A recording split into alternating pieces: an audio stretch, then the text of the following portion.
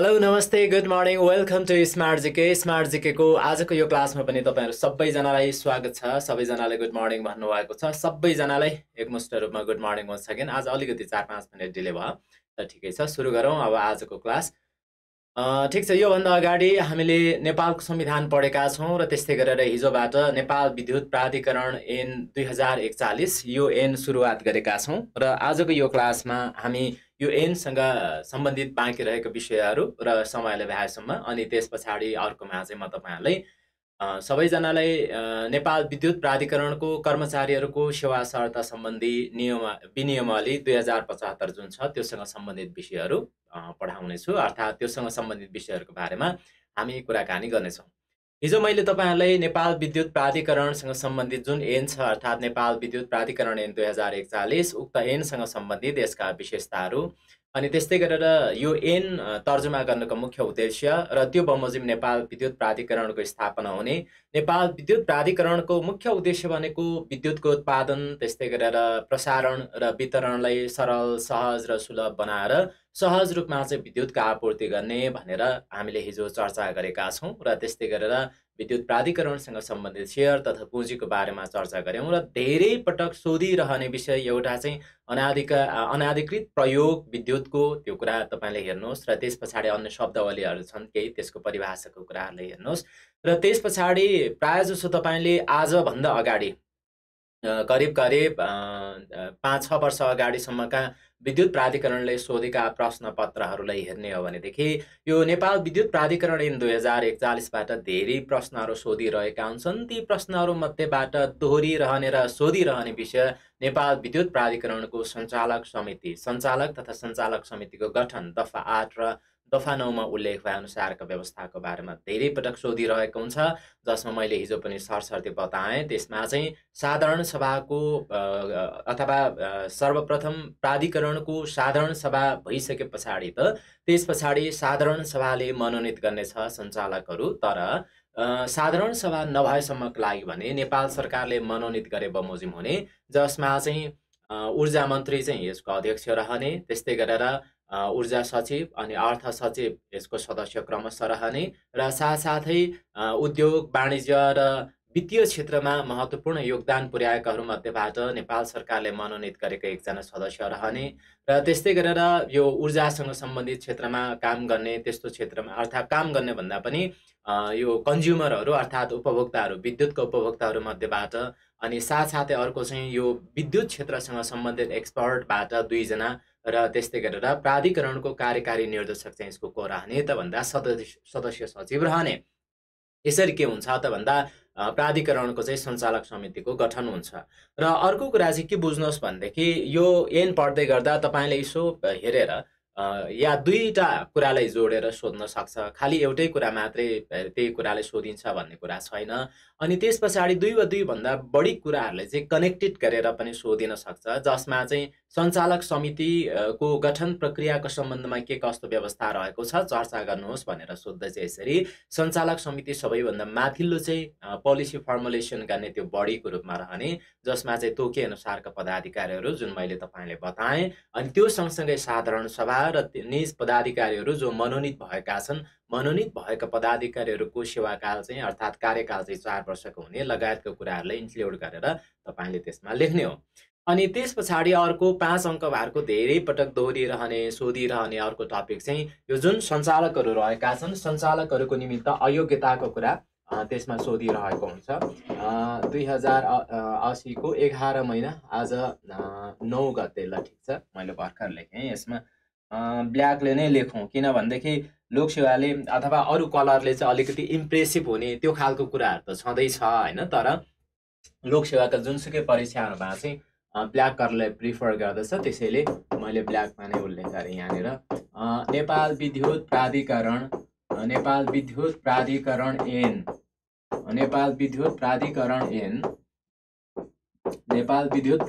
ऐन 2041 हामी यो ऐन र यो ऐनले गरेका मुख्य व्यवस्थाहरूसँग सम्बन्धित रहेर पढिरहेका छौँ।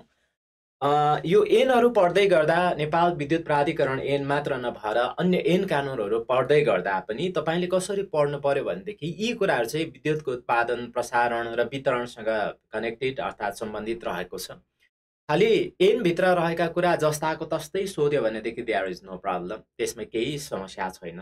तर के गर्छ भनेदेखि यसलाई अलिकति फरक तरिकाले घुमाएर सोधिरहेको हुन्छ। त्यस्तो अवस्थामा चाहिँ कन्फ्युज हुनु भएन। आफूले चाहिँ विवेक प्रयोग गरेर चाहिँ लजिक प्रयोग गरेर चाहिँ लेख्न सक्नु हुनु पर्यो। It is the requirement. मैले सुरुमा पनि भनेको थिएँ ओरिएन्टेसन क्लासमा, यो कम्पिटेटिभ इक्जाम अर्थात् लोकसेवा आयोगले लिने इक्जामहरू चाहिँ त्यस्तो कुनै धेरै गाह्रो हुँदैनन्, तर फरक खालको क्वेसन हुन्छ। हामी पढ्दा दफा 10मा के पढ्छौँ त भन्दा सञ्चालकको निमित्त अयोग्यता भनेर पढ्छौँ।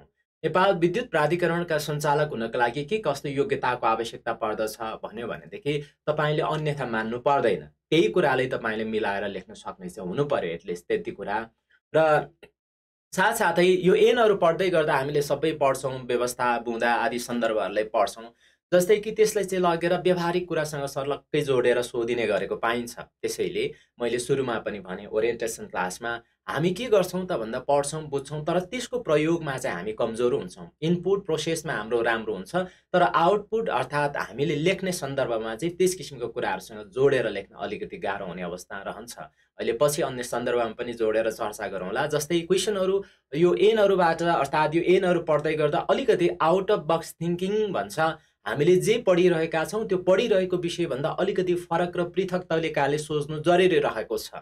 अर्थात् अनाधिकृत प्रयोग भन्नाले अर्थात् विद्युतको अनाधिकृत प्रयोग भन्नाले नेपाल विद्युत प्राधिकरण ऐन 2041 अनुसार केलाई जनाउँदछ उल्लेख गर्दै नेपालमा विद्युतको अनाधिकृत प्रयोगको मात्रा बढ्दो अवस्थामा रहेको सन्दर्भमा त्यसको वर्तमान अवस्था के कस्तो रहेको पाउनुहुन्छ लेख्नुहोस् भनेपछि क्वेसन त लटरपटर गरेर आयो हैन। त्यस्तो किसिमको क्वेसनहरू आउने गर्छ, तर त्यसमा चाहिँ तपाईले त्यो भएको हुनाले चाहिँ जस्तै विद्युत प्राधिकरणसँग सम्बन्धित विषय पहिलो कुरा चाहिँ यो फन्डामेन्टल कुराहरूमा क्लियरेन्स भइसके पछाडि अनि एडिसनल कुराहरू पनि तपाईले पढ्दै जानुपर्छ। अर्थात् यसले मागेको के हो त भन्दा विद्युत चोरी, हुन त विद्युत चोरी ऐन 2058 त्यसमा पनि हामी पढौँला। त्यसमा के छ भने विद्युत चोरीको मात्रा बढ्दो छ या चोरी पनि नभनेर त्यसमा चुहावट अर्थात् लिकेज भनेर आइरहेको हुन्छ। अलमोस्ट अहिले चाहिँ हेर्दाखेरि 15% हाराहारी अझै पनि विद्युतको लिकेजेसका प्रब्लमहरू रहेका छन् हैन। ठिक छ, पछिल्ला दिनहरूमा त्यसको बारेमा पनि चर्चा गरौँला। यो तरिकाले चाहिँ सोध्ने भएको कारणले गर्दा अलिकति फरक तरिकाले सोधे पनि लेख्न सक्छु भन्ने कुरामा चाहिँ तपाईले ख्याल गर्नुहोला। सञ्चालकको निमित्त अयोग्यता, सञ्चालकको निमित्त अयोग्यता भनेर सञ्चालकको निमित्त योग्यता के हो अर्थात् कस्तो अवस्थामा चाहिँ अयोग्य हुन्छन् भन्ने कुरा चाहिँ यसले जनाउन खोजेको हो। अर्थात् यस किसिमका अर्थात् यसबाट पनि यो 5 अङ्क भारकोमा धेरै पटक सोधिरहेको हुन्छ। नेपाल विद्युत प्राधिकरणको सञ्चालक समितिको अयोग्यताहरू के हुन्, कस्तो कस्तो अवस्थामा चाहिँ अयोग्य हुन्छन् या आवश्यक पर्ने योग्यता के हो, जे जसरी सोधे पनि कुरा एउटै नै हो।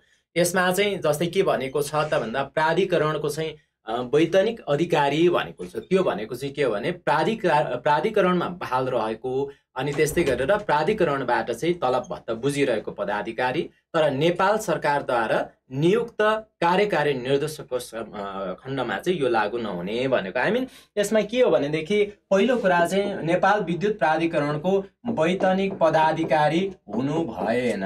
वैधानिक पदाधिकारी अर्थात् विद्युत प्राधिकरणबाट चाहिँ तलब भत्ता बुझिरहेको कर्मचारी हुनु भएन यसमा चाहिँ। अर्थात् यसमा चाहिँ के हुनु पर्यो त भन्दा विद्युत प्राधिकरणको सेवामा भन्दा बाहिरका पदाधिकारी चाहिँ यसमा हुनु पर्यो सञ्चालक समितिको सदस्य हुनको लागि। तर एउटा प्रावधान चाहिँ के छ त भन्दा कार्यकारी निर्देशक, जस्तै कार्यकारी निर्देशकको हकमा नेपाल सरकारले कार्यकारी निर्देशकको रूपमा चाहिँ नेपाल सरकारले विद्युत प्राधिकरणका कुनै पनि पदाधिकारीलाई नियुक्त गर्न सक्ने व्यवस्था छ। त्यस्तो अवस्थामा भने यो खण्ड लागू हुँदैन। यसको मतलब के बुझ्नुहोस् त भन्दा विद्युत प्राधिकरणको सञ्चालक समितिको सदस्य हुनको लागि पहिलो कुरा चाहिँ के आवश्यक पर्दो रहेछ भन्दा वैधानिक पदाधिकारी हुनु भएन। अर्थात् वैधानिक पदाधिकारी हुन नहुने हैन। योग्यता के हो भन्दा चाहिँ अर्थात् वैधानिक पदाधिकारी हुन नहुने भनेर यसरी तपाईले उल्लेख गर्न सक्नुहुन्छ। तर कार्यकारी निर्देशकको हकमा भनेदेखि सो व्यवस्था लागू नहुने व्यवस्था छ भनेर पहिलो बुँदामा तपाईँले त्यति कुरा उल्लेख गर्नु पर्यो। जस्तै कि कुलमान घिसिङ पहिला विद्युत प्राधिकरणमै हुनुहुन्थ्यो र नेपाल सरकारले सोही अनुसारले चाहिँ उहाँले के उसमा चाहिँ कार्यकारी निर्देशकको रूपमा चाहिँ नेपाल सरकारले नियुक्त गर्यो र यो सन्दर्भमा तपाईँले त्यसरी बुझ्न सक्नुहुन्छ। अनि त्यस पछाडि अर्को चाहिँ ऋण तिर्न नसकेर टाट पल्टेको अथवा दामासाहीमा परेको होइन त्यस्तो किसिमको व्यक्ति अथवा पदाधिकारी चाहिँ प्राधिकरणको चाहिँ के हुन नहुने त भन्दा सञ्चालक हुन नहुने व्यवस्था रहेको छ। अर्थात् ऋण तिर्न नसकेको या दामासाहीमा परेको भनेर मैले उल्लेख गरेँ। ऋण तिर्न नसकेर दामासाहीमा परेको या टाट पल्टेको होइन। त्यस्तै गरेर अर्को चाहिँ गमा चाहिँ बहुलाएको अथवा मानसिक रूपमा चाहिँ स्वस्थ नभएको बहुलाएको होइन। मेन्टली चाहिँ के नभएको त भन्दा कन्डिसन अर्थात् मानसिक सन्तुलन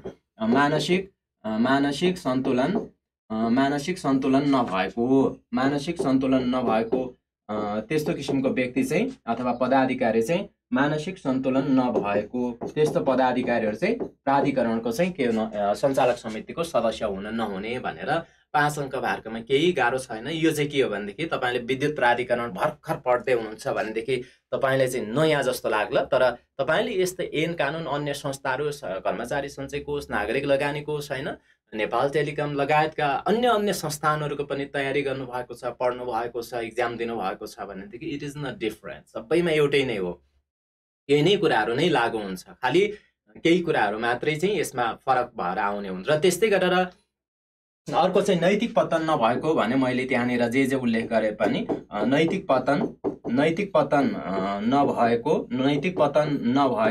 र अर्को चाहिँ फौजदारी नैतिक पतन नभएको प्लस फौजदारी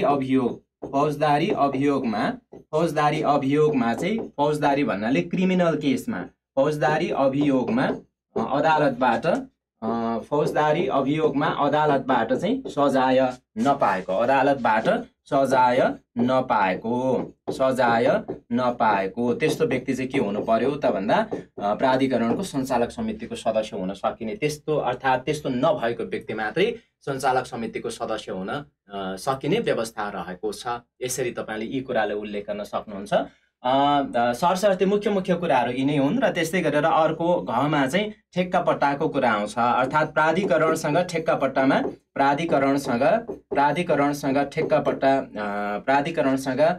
पट्टामा संलग्न नभएको अर्थात् प्राधिकरणसँग विभिन्न किसिमका जुन ठेक्का पट्टा निर्माणसँग सम्बन्धित कार्यहरू त्यो किसिमको प्रत्यक्ष अप्रत्यक्ष रूपले चाहिँ यसको चाहिँ हिस्सेदार हुने होइन त्यो किसिमको कुराहरूमा चाहिँ ठेक्का पट्टा वा प्रत्यक्ष रूपले हिस्सेदार भएको हुन भएन। अर्थात् प्राधिकरणसँग ठेक्का पट्टामा संलग्न नभएको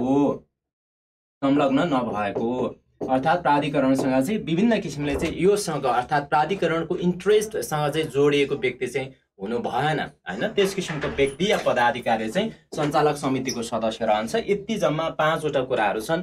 यो 5वटा कुरालाई ख्याल राखेर लेख्न सक्नुहुन्छ र जस्ताको तस्तै त्यहाँ हुबहु जे छ त्यही कुरा लेख्नुपर्छ भन्ने छैन। मोटामोटी कुरा यो हो र यो अनुसारको कुरा चाहिँ तपाईँको आन्सरमा आउनु पर्यो।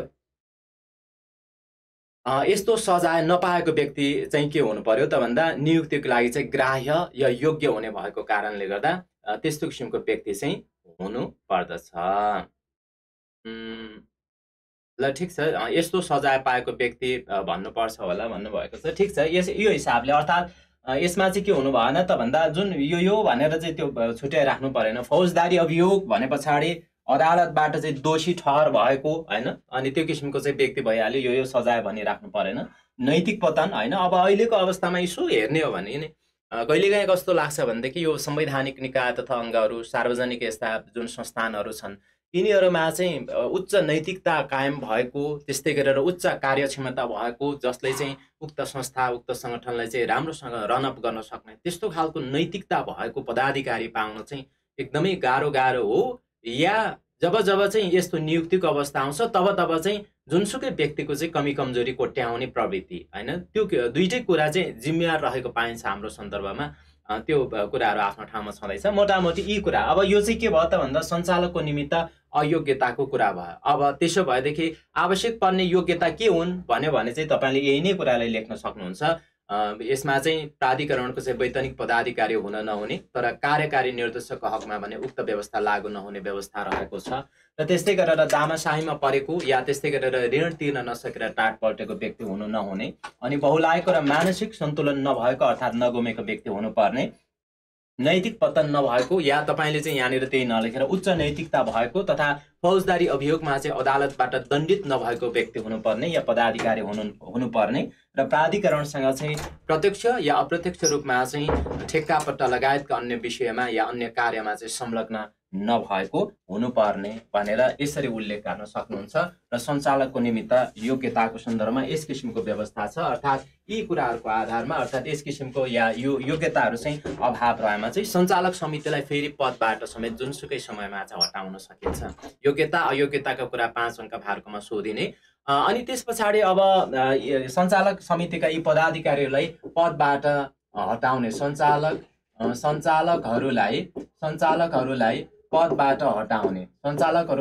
पदबाट हटाउने सम्बन्धी व्यवस्था, पदबाट हटाउने अर्थात् हटाउने व्यवस्था, यो कुराहरू पनि तपाईँले 5 अङ्क भार्गमा धेरै पटक योभन्दा अगाडिका परीक्षाहरूमा दोहोरिरहेको प्रश्न हो। प्राधिकरणको सञ्चालक समितिका सदस्यहरूलाई पदबाट के कसरी हटाउन सकिने व्यवस्था रहेको छ सो सन्दर्भमा चर्चा गर्नुहोस् भनेर तपाईँले यसरी सोधिने कुरा हो। त्यस्तो अवस्थामा चाहिँ यसमा के व्यवस्था छ त भन्दा अगाडि तपाईँले यो प्राधिकरणको सञ्चालक समितिको गठन प्रक्रियाको सम्बन्धमा पनि चर्चा गरिसकेका छौँ हामीले, हैन? त्यसमा पनि उल्लेख गर्यौँ, जसमा चाहिँ साधारण सभा नभएसम्मका लागि चाहिँ नेपाल सरकारले मनोनित गर्ने, नियुक्त गर्ने र नेपाल सरकारले मनोनित गरेका यस्ता पदाधिकारीहरूले मनासिब रूपमा चाहिँ अर्थात् अपेक्षाकृत रूपमा चाहिँ काम गर्न नसकेको, कार्यक्षमताको अभाव भएको, खराब आचरण भएको लगायतका अन्य कुनै पनि कारणले गर्दा चाहिँ नेपाल सरकारले त्यस्तो पदाधिकारीहरूले जुनसुकै बखतमा चाहिँ पदबाट हटाएर निजहरूको ठाउँमा चाहिँ अर्को पदाधिकारी नियुक्त गर्न सकिने र त्यसरी नियुक्त भएको पदाधिकारी चाहिँ नियुक्त भएको मितिबाट 4 वर्ष नभएर त्योभन्दा अगाडिको पदाधिकारीले कार्यभार सम्हाल्दै गर्दा कति अवधि बाँकी थियो त्यो अवधिको लागि मात्रै नियुक्त गर्न सकिने लगायतका यस्ता व्यवस्थाहरू छन्। अब त्यो सन्दर्भ सँगसँगै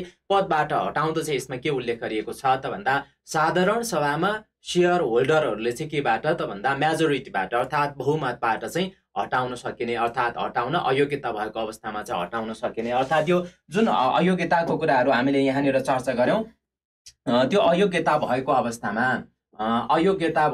अवस्थामा अर्थात् अयोग्य सञ्चालकलाई साधारण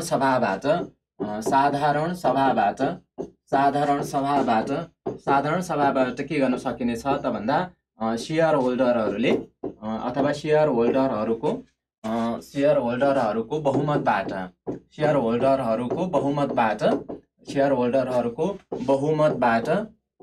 बहुमतबाट हटाउन सकिने पहिलोमा चाहिँ यो रहेको छ। शेयर होल्डरहरू अर्थात् प्राधिकरणको चाहिँ शेयर लिने पदाधिकारीहरू अर्थात् यसमा चाहिँ जो शेयर होल्डरहरू रहेका छन् निजहरूले साधारण सभा मार्फत, यसमा के बुझ्नु पर्यो त भन्दा साधारण सभा मार्फत हटाउन सकिने भयो। र त्यस्तै गरेर सजाय पाएको हो कि नपाएको, सजाय नपाएको चाहिँ अदालतबाट दण्डित नभएको, अदालतबाट दण्डित भएको, सजाय पाएको, भ्रष्टाचारको काण्डमा चाहिँ मुछेको, होइन, हुन त त्यस्तै व्यक्तिहरू नै अगाडि पुगिरहेको हुन्छ, त्यस्तो नभएको व्यक्ति चाहिँ हुनु पर्यो, स्वच्छ छविको हुनु पर्यो, होइन। यसमा चाहिँ सजाय नपाएको व्यक्ति चाहिँ के हुनु पर्यो त भन्दा नियुक्तिको लागि ग्राह्य हुन्छ। ल ठिक छ। पदबाट कस्तो अवस्थामा हटाउन सकिने? साधारण सभामा चाहिँ अयोग्य सञ्चालकलाई साधारण सभाबाट शेयर होल्डरहरूको बहुमतबाट हटाउन सकिने, पहिलोमा त्यो भयो। अनि स्वतः हटाउन सकिने या स्वतः हट्ने चाहिँ के छ त भन्दा राजीनामा स्वीकृत भएमा, खमा चाहिँ राजीनामा स्वीकृत भएमा वा मृत्यु भएमा, राजीनामाको स्वीकृति वा मृत्यु भएमा चाहिँ सम्बन्धित जो पदाधिकारी रहेका छन् अर्थात् सञ्चालक रहेका छन् नि चाहिँ आफ्नो पदबाट स्वतः हट्ने व्यवस्था रहेको छ भनेर यति मुख्यतः यस किसिमको कुराहरू रहेका छन्, हैन। यसमा चाहिँ के कसरी हट्ने त्यो व्यवस्थाहरू मैले यहाँनिर खालि 2टा कुरा उल्लेख गरेँ, अरू कुरा चाहिँ अगाडि नै आइसकेको कारणले गर्दा यो चाहिँ साधारण सभाको सन्दर्भमा भयो। तर साधारण सभा भएको सन्दर्भमा अर्थात् नभएको अवस्थामा चाहिँ नेपाल सरकारले मनोनित गर्न सक्ने, हटाउन सकिने त्यो किसिमको व्यवस्थाहरू रहेका छन्। ठिक छ। 10 को यसमा चाहिँ दफा 10 मा उल्लेख भएअनुसारका अयोग्यता भएमा भनेर तपाईँले उल्लेख गर्न सकिहाल्नुहुन्छ यसमा। अर्थात् दफा 10 मा चाहिँ अयोग्यतासँग सम्बन्धित व्यवस्था रहेको छ। दफा 10 मा रहेका अयोग्यतासँग सम्बन्धित व्यवस्थाहरू चाहिँ आकर्षित भएमा कुनै पनि उसबाट चाहिँ अर्थात् सञ्चालकलाई चाहिँ सोही कारणमा चाहिँ पदबाट हटाउन सकिने व्यवस्था रहेको छ। र हटाउन सकिनेसँग सम्बन्धित कुराहरू यी भयो र त्यो सँगसँगै अगाडिका कुराहरू हामीले अगाडि नै चर्चा गरिसकेका छौँ र सो अनुसारका कुराहरू तपाईँले उल्लेख गर्न सक्नुहुन्छ। अनि त्यस्तै गरेर मैले अगाडि यो सन्दर्भ सँगसँगै पनि बताएको थिएँ, सञ्चालकहरूको रिक्त स्थानको पूर्ति सम्बन्धमा चाहिँ के कस्तो व्यवस्था रहेको छ भनेर तपाईँले खालि छोटो कुरा छ तर त्यो छोटो कुरा उल्लेख गर्दै सञ्चालकको रिक्त स्थानको पूर्ति सम्बन्धमा प्राधिकरणमा के कस्तो व्यवस्था रहेको छ उल्लेख गर्दै अयोग्यताका अवस्थाहरू लेख्नुहोस् भनेर त्यसरी जोडिएर सोध्ने अवस्थाहरू रहन्छ। राजीनामा वा मृत्युबाट चाहिँ पद रिक्त भएको अवस्थामा चाहिँ त्यस्तो सञ्चालकको चाहिँ बाँकी अवधिसम्मको लागि मात्रै पद पूर्ति हुने व्यवस्था छ। यो कुरा भयो। अनि त्यस पछाडि अर्को भनेको चाहिँ यसले गरेको व्यवस्थाहरूमध्ये महाप्रबन्धक, कार्यकारी निर्देशक, सल्लाहकार वा अन्य कर्मचारी भन्ने छ। यो चाहिँ कतिमा छ त भन्दा दफा 17 मा रहेको छ। दफा 17 मा रहेको यो जुन व्यवस्था छ त्यो व्यवस्थालाई परीक्षामा सोधिँदै गर्दा मैले अगाडि पनि भने तपाईँले यसो हेर्दै गर्दा चाहिँ एउटा टिप्स चाहिँ म के दिन्छु भनेदेखि जुन उसमा चाहिँ दफामा चाहिँ 4-5 वटा बुँदाहरू देखिन्छ त्यसबाट सोधिरहेको हुन्छ, सोधिरहन्छ।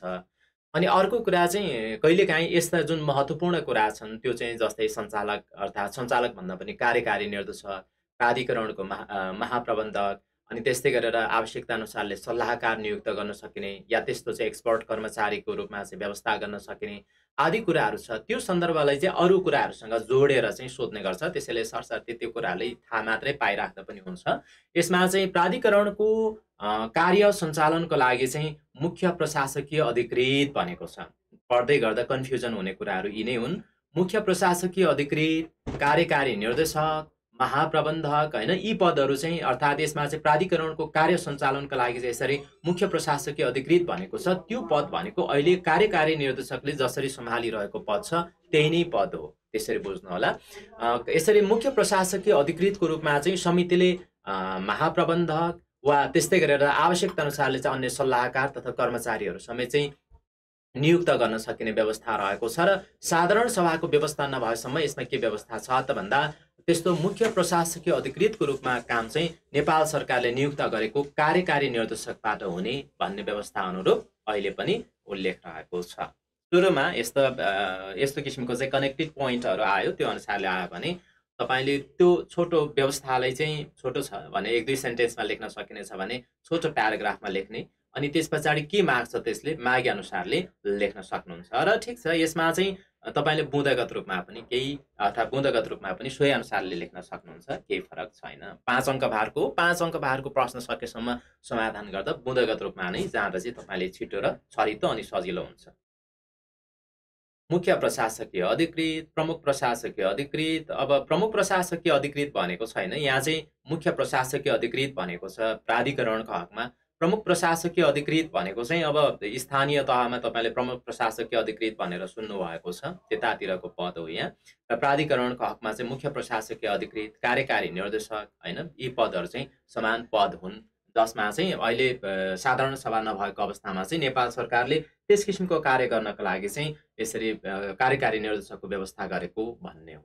ल ठिक छ, अब यति हो यसमा सञ्चालक समिति अर्थात् सञ्चालकहरू रहने, निजहरूको योग्यता, निजहरूले पदबाट हटाउने, यति कुरा बुझ्नुहोस्। त्यति बुझ्यो यसमा काफी पुग्छ। र त्यसैबाट सोचै सेरोफेर यस्तै कुराबाट आउट अफ बक्स त्यस्तो खासै त्यस्तो धेरै बाहिर गएर सोधेको छैन, अलिकति फरक तरिकाले सोधिरहेको हुन्छ, मैले फ्रिक्वेन्टली भन्दै आएको छु।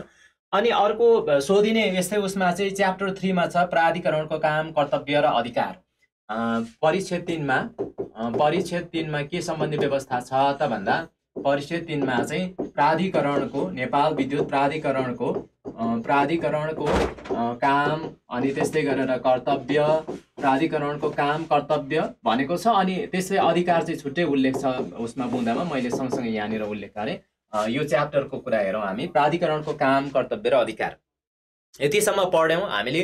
त्यसमा विद्युत प्राधिकरणको उद्देश्य के हो, किन स्थापना गरिएको भन्ने विषयमा वी आर क्लियर। र त्यस्तै गरेर यसमा चाहिँ what are the major functions and responsibilities of Nepal electricity authority भनेर योसँग सम्बन्धित कुरा, and what are the major rights of authority भनेर सोध्ने कुराहरू, र जग्गा प्राप्त गर्ने कुरा छ। जग्गा प्राप्त गर्ने सन्दर्भ पनि यो च्याप्टरको महत्त्वपूर्ण कुरा हो। कस्तो कस्तो अवस्थामा चाहिँ सरकारले प्राधिकरणको निम्ति जग्गा प्राप्त गरिदिने व्यवस्था छ, त्यस किसिमको कुराहरू सोधिरहेको हुन्छ हैन। लगायतका अन्य व्यवस्थाहरू छन्। अनि विद्युतको लाइन काट्न सकिने व्यवस्था, त्यो कुरा पनि अनाधिकृत प्रयोगसँग सम्बन्धित रहेर चाहिँ जोडेर सोध्ने गरेको पाइन्छ। लगायतका अन्य कुराहरू खासै अन्य चाहिँ त्यति छैन। र यसमा चाहिँ सान्दर्भिक रूपमा धेरै पटक आइराख्ने कुरा चाहिँ प्राधिकरणको काम, कर्तव्य र अधिकार। यसमा चाहिँ दफा 19 र दफा 20 मा उल्लेख रहेको छ। सँगसँगै म एकैचोटि तपाईँलाई यो कुरा यहाँ बताउँछु। प्राधिकरणको हुन त माथि पनि आइसकेको छ, यहाँनिर मैले उल्लेख गरिहालेँ। प्राधिकरणको काम, कर्तव्य र अधिकार। काम, कर्तव्य र अधिकार। समग्रमा यो तीनटै कुरालाई हामी एकै हिसाबले बुझ्छौँ, तर काम कर्तव्य भनेको चाहिँ प्राधिकरणले के काम गर्ने भन्ने कुरा। अनि त्यस्तै गरेर अब अर्को अधिकार भनेको चाहिँ प्राधिकरणले के कस्तो अधिकार छ। जस्तै नेपाल विद्युत प्राधिकरणले चाहिँ विभिन्न विद्युतका प्रोजेक्टहरू सञ्चालन गर्ने, निर्माण गर्ने, कन्स्ट्रक्सन गर्ने, अनि त्यसको सञ्चालन गर्ने, अनि त्यस्तै गरेर सेवाग्राहीहरूबाट चाहिँ अर्थात् यसमा कस्टमरहरूबाट चाहिँ महसुल सङ्कलन गर्न सक्ने, विभिन्न दण्ड जरिवाना या त्यस्तै गरेर विभिन्न शुल्कहरू सङ्कलन गर्ने, ती कुराहरू चाहिँ के हुन् त भन्दा प्राधिकरणको अधिकार हो। प्राधिकरणले नेपाल सरकारको स्वीकृतिमा चाहिँ आवश्यकता अनुसारले के गर्न सक्छ त भन्दा विभिन्न अनुदान, ऋण लगायतका अन्य वैदेशिक सहायता लगायतका जस्तो कुराहरू समेत प्राप्त गर्न सकिने व्यवस्था यसमा चाहिँ रहेको देखिन्छ हैन। आदि कुराहरू छन्। ल ठिक छ।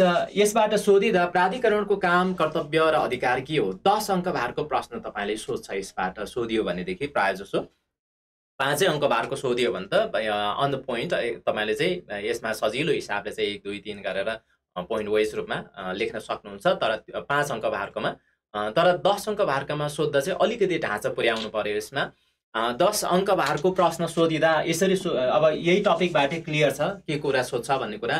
नेपाल विद्युत प्राधिकरणको काम, कर्तव्य र अधिकार सम्बन्धमा विद्युत प्राधिकरण ऐन 2041 ले के कुराहरू उल्लेख गरेको छ, सोको विवेचना गर्नुहोस् भनेर यस्तो कुराहरू सोधिरहेको हुन्छ। र एक्जाममा जस्तै विवेचना गर्नुहोस्, स्पष्ट पार्नुहोस्, प्रष्ट पार्नुहोस् हैन लगायतका यस्ता कुराहरू सोधिरहँदा विवेचना गर्नुहोस् भनेपछि अलिकति विश्लेषणात्मक रूपमा लेख्नुहोस् है। तपाईँले त्यहाँ के व्यवस्था छ खालि त्यो हुबहु जस्ताको जस्तै कपी पेस्ट मात्रै नगरेर तपाईँले बुझेको, तपाईँले जानेको कुरा चाहिँ के हो यो सम्बन्धमा, प्राधिकरणको सम्बन्धमा भनेपछि त्यो किसिमको चाहिँ एक्सपेक्टेसन यो आन्सरले गरेको अर्थात् यो क्वेसनले गरेको भन्ने कुराले त्यसरी ठम्याएर तपाईँले त्यसमा चाहिँ लेख्नुपर्ने हुन्छ। ठिक छ। काम, कर्तव्य र अधिकार त छँदैछ हैन। त्यो सन्दर्भमा चाहिँ तपाईँले यहाँनिर पनि यो दुईटालाई छुट्याएर लेख्दाखेरि अझ बेटर हुन्छ हैन।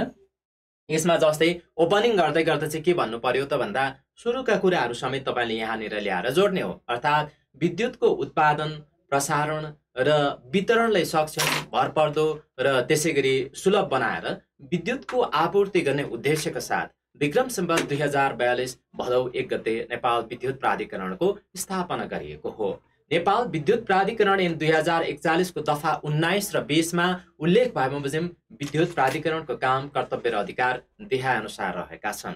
विद्युत प्राधिकरणको काम र कर्तव्य भन्ने अन्डरलाइन गर्ने अनि त्यस पछाडि त्यसलाई क्रमशः प्रस्तुत गर्ने। अब त्यसमा लामो व्यवस्थाहरू छन्। खाली एक्जाममा चाहिँ त्यो कीवर्ड जुन चाहिँ ट्याक्कै तपाईँको माइन्डमा चाहिँ सेट होस् र त्यस पछाडि तपाईँले लेख्न सकियोस्, किनकि यसमा अन्य कुराहरूमा पनि धेरै कुराहरू छन् हैन, घोक्न अथवा लेख्नुपर्ने कुराहरू।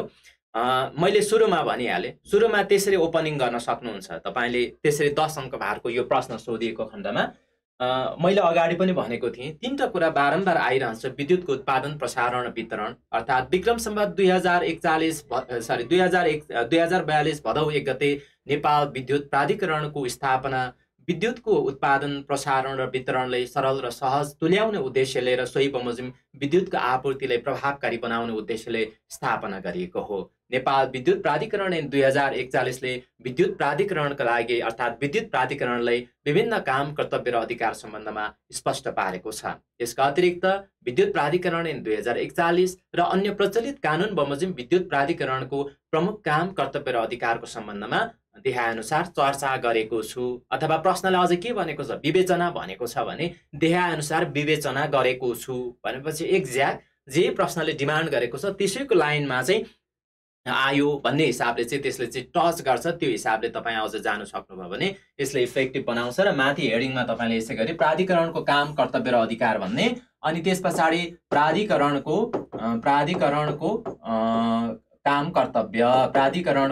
काम कर्तव्य भन्ने, अनि त्यस पछाडि चाहिँ तपाईँले सो अनुसारले बुँदगत रूपमा चाहिँ यहाँनिर लेख्न सक्नुहुन्छ। यति भनिसके पछाडि बुझ्नुभयो होला। यसमा म खालि बुझ्नुपर्ने र सम्झिनुपर्ने कुरा मात्रै तपाईँले यहाँनिर उल्लेख गर्छु। पोलिसी फर्मुलेसन अर्थात् नीति निर्धारण। नेपाल विद्युत प्राधिकरणले के गर्दछ त भन्दा पोलिसी फर्मुलेसनसँग सम्बन्धित, के सम्बन्धी, ऊर्जा सम्बन्धी पोलिसी फर्मुलेसनसँग सम्बन्धित कार्य गर्दछ। अर्थात् यसमा चाहिँ विद्युतको आपूर्ति सम्बन्धी नीति निर्धारण गर्न नेपाल सरकारलाई सिफारिस गर्ने भन्न सक्नुहुन्छ। त्यसमा चाहिँ अल्पकालीन, दीर्घकालीन, हैन, लङ टर्म, सर्ट टर्म ती कुराहरू उल्लेख गरेको छ। मेन काम चाहिँ के रहेछ त भन्दा पोलिसी फर्मुलेसन रहेछ। अर्थात् यसमा चाहिँ तपाईँले के भन्न सक्नुहुन्छ त भन्दा नेपाल सरकारलाई विद्युतको आपूर्ति सम्बन्धी नीति निर्धारण गर्नका लागि आवश्यकता अनुसार सिफारिस गर्ने भन्न सक्नुहुन्छ। तपाईँले जसरी सम्झिनुहुन्छ यो नीति निर्धारण भन्ने कुरालाई चाहिँ नीति निर्माण भन्न पनि सक्नुहुन्छ, नीति तर्जुमा पनि भन्न सक्नुहुन्छ, या नीति सिफारिस पनि भन्न सक्नुहुन्छ। हुबहु त्यहाँ जे छ त्यही भन्नुपर्छ भन्ने छैन, तर पोलिसीसँग सम्बन्धित कुरामा चाहिँ यसरी के गर्दछ त भन्दा विद्युत प्राधिकरणले काम गर्दछ। र साथसाथै यसबाट चाहिँ अर्थात् यसरी गरिएको सिफारिस सँगसँगै विद्युतको चाहिँ उत्पादन, प्रसारण र वितरण त सँगसँगै जहाँ पनि आइहाल्छ। उत्पादन, प्रसारण र वितरण गरेर चाहिँ विद्युतको आपूर्ति गर्ने एउटा नीति निर्धारण, र अर्को चाहिँ सँगसँगै के गर्ने त भन्दा त्यो नीति निर्धारण मार्फत चाहिँ विद्युत आपूर्ति गर्ने। एनी हाउ यसमा चाहिँ विद्युतको आपूर्ति गर्ने कुरा चाहिँ यसमा आउँछ। यसरी नीति निर्धारण र नीति निर्धारण सँगसँगै विद्युतको उत्पादन, प्रसारण र वितरण गरेर चाहिँ के गर्ने त भन्दा विद्युतको आपूर्ति गर्ने, हैन। के सम्बन्धी नीति निर्धारण? विद्युतको आपूर्ति सम्बन्धी है, फेरि त्यो कुराले याद गर्नु होला। विद्युतको आपूर्ति सम्बन्धी चाहिँ यसरी नीति निर्धारणसँग सम्बन्धित कार्य विद्युत प्राधिकरणले गर्दछ, पहिलो कुरा। अनि दोस्रो कुरा चाहिँ तपाईँले सम्झिनु पर्ने किवर्ड चाहिँ दोस्रोमा चाहिँ के हो त भन्दा योजना तर्जुमा। यसमा चाहिँ प्लानिङको कुरा आयो। प्लान बनाउने, योजना बनाउने, के सम्बन्धीको योजना, त्यसमा पनि त्यही नै तीनटा कुराको योजना हो। तीनटा कुरा भनेको विद्युतको उत्पादन, प्रसारण र वितरण। हेर्नुहोस् त कति सजिलो छ, हैन। विद्युतको उत्पादन, प्रसारण र वितरण प्रणाली सम्बन्धी चाहिँ योजना तर्जुमा गर्ने। अप्ठ्यारोतिर जाँदै नजानुहोस्, त्यसरी सम्झिनुहोस्। विद्युतको आपूर्ति सम्बन्धी नीति निर्धारण गर्ने, अनि विद्युतको चाहिँ तीनटा कुराको लागि उत्पादन, प्रसारण, वितरणको लागि योजना तर्जुमा गर्ने। तर्जुमा मात्रै होइन, अनि त्यस पछाडि अर्कोमा सँगसँगै तपाईँले के लेख्न सक्नुहुन्छ त भन्दा यसको कार्यान्वयनको कुरा लेख्न सक्नुहुन्छ। यो कार्यान्वयन अर्थात् प्राधिकरणले तर्जुमा गरेको यो जुन योजना छ, यो तीनटा कुरा सम्बन्धमा तर्जुमा गरिने योजना, त्यो योजनाको कार्यान्वयन भनेको प्राधिकरणले गर्ने मुख्य काम हो। त्यो भनेको चाहिँ के हो त भन्दा विद्युत उत्पादन केन्द्र बनाउने, हैन। विद्युत उत्पादन केन्द्र बनाएर त्यहाँ आवश्यकता अनुसारले कर्मचारीहरू खटाउने, कर्मचारीहरूले आवश्यकता अनुसारले सेवा सुविधाको व्यवस्था गर्ने आदि कुराहरू आउँछ। अनि त्यस्तै गरेर अर्को विभिन्न ठाउँहरूमा चाहिँ सब स्टेसनहरू निर्माण गर्ने, वितरण केन्द्रहरू बनाउने, प्रसारण र त्यस्तै गरेर वितरण लाइन र यसका अतिरिक्त चाहिँ सोसँग सम्बन्धित विभिन्न सुविधाहरूको चाहिँ निर्माण गर्ने, सञ्चालन गर्ने, संरक्षण गर्ने, सम्वर्धन गर्ने, हैन, आदि कुराहरू यसमा आउँछ। त्यो कुराहरू चाहिँ सबै के हुन् त भन्दा कार्यान्वयन हो। यसरी सम्झिनु पर्यो। के सम्झिने? यो विद्युतको चाहिँ उत्पादन, प्रसारण र वितरण प्रणालीको लागि चाहिँ योजना तर्जुमा गर्ने र सो योजनाको प्रभावकारी रूपमा कार्यान्वयन गर्ने मात्रै पनि भन्न सक्नुहुन्छ। खालि त्यसमा चाहिँ लामो रूपमा चाहिँ कार्यान्वयन गर्ने भनेपछि बुझिहालिन्छ समग्रमा चाहिँ त्यसभित्रको कुराहरू, हैन। त्यसरी चाहिँ तपाईँले उल्लेख गर्न सक्नुहुन्छ दोस्रोमा। यो विद्युत प्राधिकरणको काम कर्तव्य र अधिकार। किनभनेदेखि यो कुराहरू तपाईँले स्पष्ट रूपमा चाहिँ मजाले बुझेर अनि त्यहाँबाट सो अनुसारले परीक्षामा चाहिँ नन स्टप लेख्न सक्नुपर्ने र आवश्यक कुराहरू हुन् र सो अनुसारले याद गर्नुहोला। र त्यस्तै गरेर अर्को भनेको चाहिँ उपयुक्त क्षेत्रमा चाहिँ उपयुक्त स्तरको, हैन, आदि कुराहरू उल्लेख गरेको छ। त्यो भनेको चाहिँ विद्युतको उत्पादन, प्रसारण र वितरणको व्यवस्था गर्ने। समग्रमा चाहिँ यसमा चाहिँ विद्युतको त्यही जुन तीनटा कुरा भनेको छ, विद्युतको उत्पादन, अनि यो कार्यान्वयन सँगसँगै यसले गर्ने काम त्यही नै हो, विद्युतको उत्पादन, अनि त्यस्तै गरेर अर्को चाहिँ प्रसारण र वितरणको व्यवस्था गर्ने।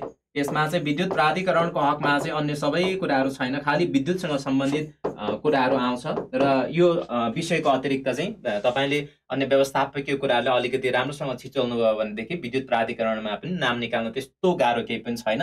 अलिकति राम्रो सेवा सुविधा भएको संस्थान भएको कारणले गर्दा अलिक बढी कम्पिटिसन हुन्छ, त्यति कुरा मात्रै हो। विद्युतको उत्पादन प्रसारण र वितरणको चाहिँ यसले व्यवस्था गर्ने मतलब उपयुक्त स्तरमा उपयुक्त ठाउँमा आदि कुराहरू उल्लेख गरेको छ। अब त्यही नै हुबहु लेख्नुपर्छ भन्ने छैन।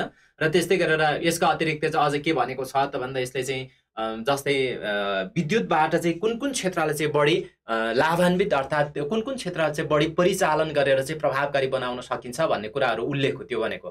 जस्तै यसले चाहिँ औद्योगिक तथा कृषि विकास भनेको छ, जनताको सुविधाको लागि समग्रमा चाहिँ आर्थिक दृष्टिले उपयुक्त ठाउँमा चाहिँ उपयुक्त स्थानमा विद्युतको उत्पादन प्रसारण र वितरणको व्यवस्था गर्ने भनेर त्यसरी उल्लेख गरेको छ। र समग्रमा चाहिँ तपाईँले उपयुक्त ठाउँमा चाहिँ उपयुक्त स्थानमा चाहिँ उपयुक्त तवरको आर्थिक दृष्टिकोणले विद्युतको उत्पादन प्रसारण र वितरणको व्यवस्थालाई प्रभावकारी बनाउने भनेर त्यही अनुसारले उल्लेख गर्न सक्नुहुन्छ। अरू गन्थन मन्थन अगाडि पछाडि जे कुरा जोडेर लेखेको भए तापनि अर्को भनेको चाहिँ के गर्छ त भन्दा विद्युत प्राधिकरणले गर्ने काम भनेको सेवा शुल्क निर्धारण गर्छ।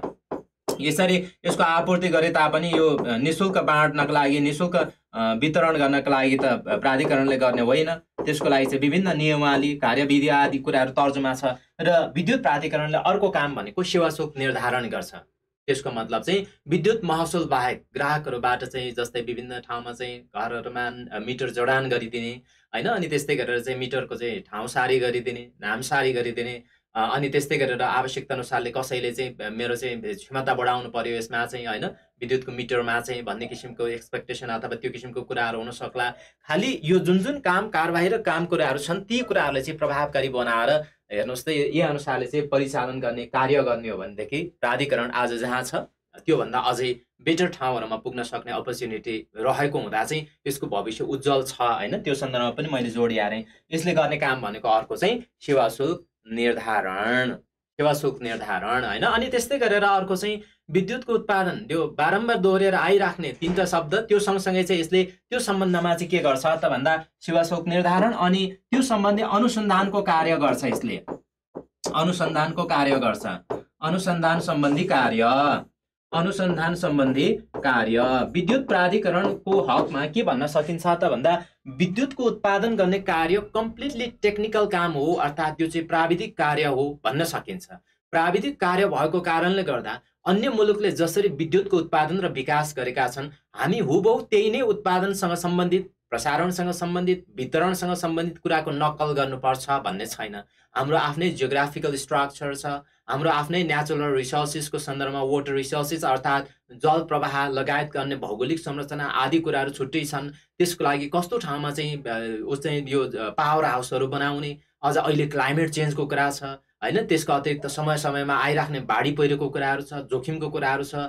त्यस्तो क्लाइमेट चेन्जबाट हुन सक्ने असर तथा प्रभावहरूबाट चाहिँ बचाउनको लागि के कसरी कस्तो ठाउँमा पावर हाउस बनाउँदा चाहिँ इफेक्टिभ हुन्छ र नेपालमा चाहिँ के गर्दा चाहिँ यसरी पावर जेनेरेट गर्ने कार्य चाहिँ एकदमै बुस्ट गर्न सकिन्छ ताकि त्यसबाट चाहिँ हामीले के गर्न सकियोस् त भन्दा जस्तै गल्फ कन्ट्री एज एक्जाम्पल तपाईँ जानु भएको छ छैन, गल्फ कन्ट्री हेर्ने भने के छ र रुख पनि त्यहाँनिर रोपेर त्यसलाई हेरचाह गर्ने मान्छे राखेर पानी हाल्ने बेला बेला चाहिँ त्यसरी स्याहार सुसार गर्ने मान्छे राखेर चाहिँ बोट बिरुवा रुख रोपिरहेका हुन्छन्। कत्रो ठुलो रहर छ हेर्नुहोस् त।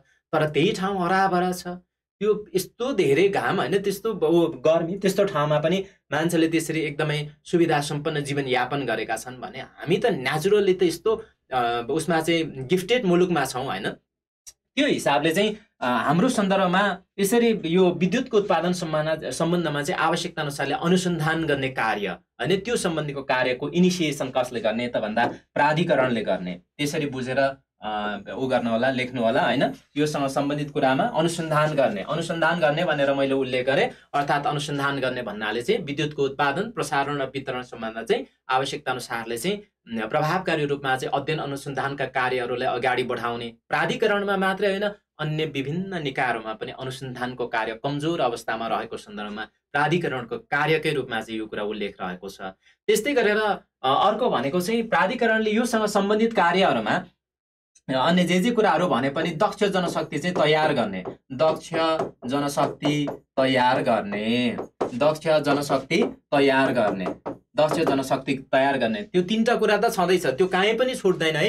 मैले त्यही भएर सुरुदेखि भन्दै आएको छु, विद्युतको उत्पादन प्रसारण र वितरणसँग सम्बन्धित कार्यमा चाहिँ आवश्यकता अनुसारले समय सापेक्ष दक्ष जनशक्तिको विकास तथा अथवा दक्ष जनशक्ति तयार गर्ने र उच्च तालिम तथा अध्ययनको प्रबन्ध गरेर निजहरूले सक्षम तुल्याउने आदि यसरी पनि तपाईँले जोड्न सक्नुहुन्छ। तर के गर्नु पर्यो, धेरै लामोमा जान सकिँदैन, छोटोमा चाहिँ तपाईँले यसरी प्रस्तुत गर्नुपर्ने आवश्यकता रहन्छ, जरुरत रहन्छ र त्यो किवर्ड बुझिसके पछाडि जसरी पनि लेख्न सकिहाल्नुहुन्छ। अझ त्यसको लाइनमा चाहिँ के छ त्यो पनि याद भइहाल्छ किवर्ड थाहा भइसके पछाडि। र त्यस्तै गरेर विद्युतको उत्पादन प्रसारण र वितरणसँग सम्बन्धित जुन कार्य छ त्यो सम्बन्धीको कार्यमा चाहिँ आवश्यकता अनुसारले प्राविधिक हिसाबले, अर्थात् मैले अगाडि पनि भनेको थिएँ, it is completely technical function, अर्थात् प्राविधिक सल्लाह र परामर्श प्रदान गर्ने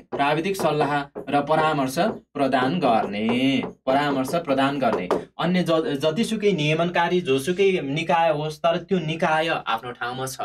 तर प्राविधिक र त्यस्तै गरेर कार्यक्षमताको हिसाबले, कार्य सम्पादनको हिसाबले त विद्युतको उत्पादन प्रसारण वितरण लगायतका कार्यमा चाहिँ के कस्तो सम्भावना छ, के कस्तो चुनौतीहरू रहेका छन्, के कस्ता समस्याहरू छन्, के कस्ता अवसरहरू चाहिँ हामीसँग उपलब्ध छन्, त्यो त प्राधिकरणले बढी थाहा हुन्छ। सो यसमा प्राविधिक सल्लाह र परामर्श प्रदान गर्ने, विद्युत उत्पादन प्रसारण र वितरण सम्बन्धमा सरकारले समय सापेक्ष र सोही अनुसारले चाहिँ कार्य सम्पादन गर्ने र यसका अतिरिक्त यो एनले दिए अनुसार चाहिँ अन्य कार्यहरू भनौँ, अर्कोमा चाहिँ अन्य कार्यहरू भनेर यसरी विद्युत प्राधिकरणको काम, कर्तव्य र अधिकारसँग सम्बन्धित कुरामा चाहिँ यो कुरा उल्लेख छ। अब अर्को कुरामा तपाईँलाई यही विद्युत प्राधिकरणको काम र कर्तव्यको सन्दर्भमा के बताउँ त भन्दा, परीक्षामा प्रश्नमा चाहिँ के गरिएको छैन त भन्दा विद्युत प्राधिकरणको अर्थात् नेपाल विद्युत प्राधिकरण ऐन 2041 बमोजिम प्राधिकरणका काम, कर्तव्य र अधिकार के रहेका छन् लेख्नुहोस् भनेर सोध्यो।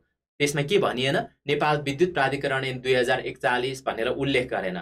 अब त्यसमा चाहिँ यसरी प्रश्न सोध्दा तपाईँमा या धेरै क्यान्डिडेटमा हुने समस्या के हो भने, प्राधिकरण ऐन 2041 मा चाहिँ यो व्यवस्था छ भनेर यति लेखे पछाडि मक्ख परेर आउने र मैले मजाले लेखेँ भन्ने हुन्छ।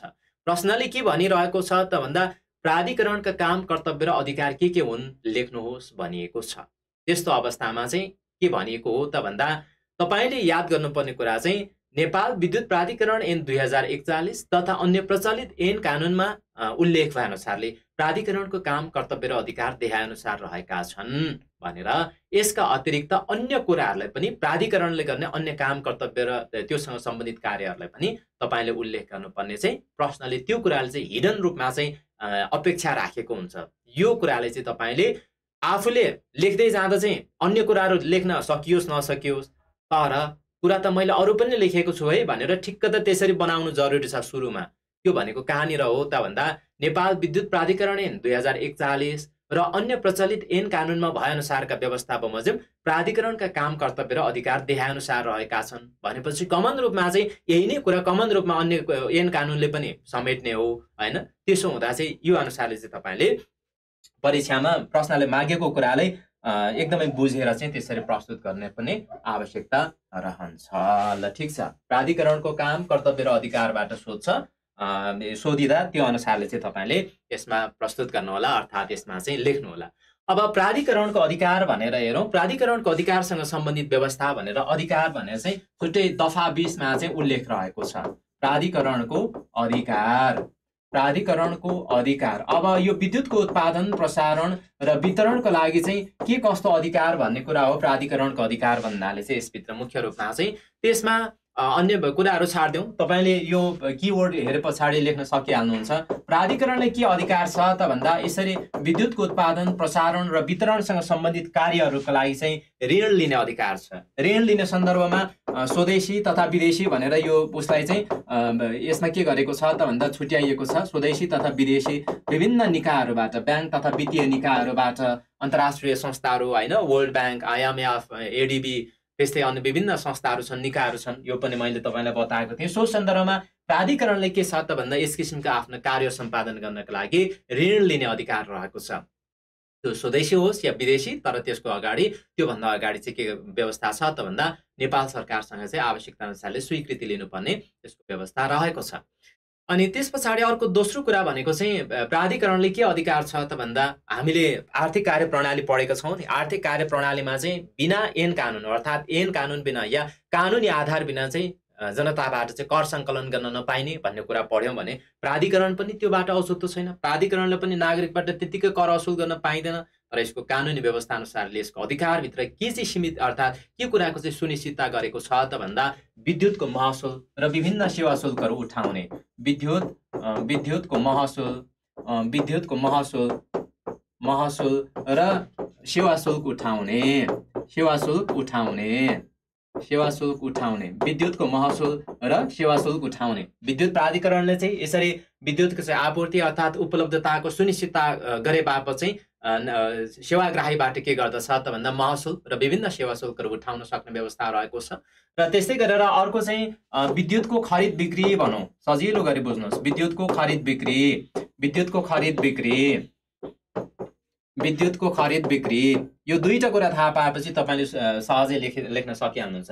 प्राधिकरणले के अधिकार रहेछ त भन्दा तपाईँले देख्नु भएको छ, जस्तै विद्युत प्राधिकरणको लागि चाहिँ अथवा नेपालमा चाहिँ विद्युतको सर्टेज हुँदा विगतको जुन तपाईँ हामीलाई थाहा छ 17-18 घन्टासम्मको चाहिँ अन्धकार लोड सेडिङ होइन, अनि त्यहाँबाट आधा रातमा उठेर चाहिँ मोबाइल चार्ज गर्नुपर्ने बाध्यता, त्यो किसिमका विभिन्न समस्याहरू थिए। र त्यो सन्दर्भ सँगसँगै मैले भन्न खोजेको चाहिँ जस्तै मुलुकमा थप विद्युतको आवश्यकता पर्यो, अब हिउँदको समयमा आवश्यकता पर्ने कुराहरू अर्थात् ती सन्दर्भहरू छँदैछ। र त्यस्तै गरेर अनि त्यहाँबाट अर्को चाहिँ हामीसँग रहेको जुन विद्युत छ, त्यो विद्युत अर्थात् यसमा चाहिँ बिक्री गर्ने कुराहरू, त्यो सम्बन्धीको कार्य गर्ने आधिकारिक निकायको रूपमा नेपाल विद्युत प्राधिकरण विकास यो आफै के हो त भन्दा आफै उत्पादक हो, आफैले चाहिँ प्रसारणसँग सम्बन्धित कार्य गर्दै आएको छ, आफैले चाहिँ सोसँग सम्बन्धित वितरणको कार्यहरू गर्दै आएको छ। त्यसो हुँदा चाहे त्यो विदेशी मुलुकलाई होस् या विदेशी मुलुकबाट खरिद गर्दाको अवस्थामा होस्, विद्युतको खरिद बिक्री सम्बन्धीको कार्य गर्ने अधिकार नेपाल विद्युत प्राधिकरणले प्राप्त रहेको छ भने। त्यस्तै गरेर अर्को चाहिँ हामीले अनाधिकार प्रयोग भनेर बारम्बार पढ्दै आएका छौँ। विद्युतको अनाधिकार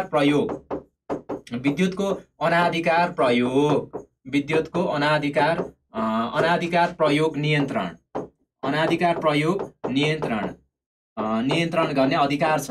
मतलब नेपाल विद्युत प्राधिकरणको या समग्रमा चाहिँ विद्युत प्रणालीबाट चाहिँ विभिन्न तरिका अपनाएर चाहिँ विद्युत चोरी गर्ने, त्यसरी हुने लिकेजलाई कन्ट्रोल गर्ने, यही सन्दर्भमा तपाईँलाई अलिकति एडिसनली बङ्ग्याएर सोध्न सक्छ।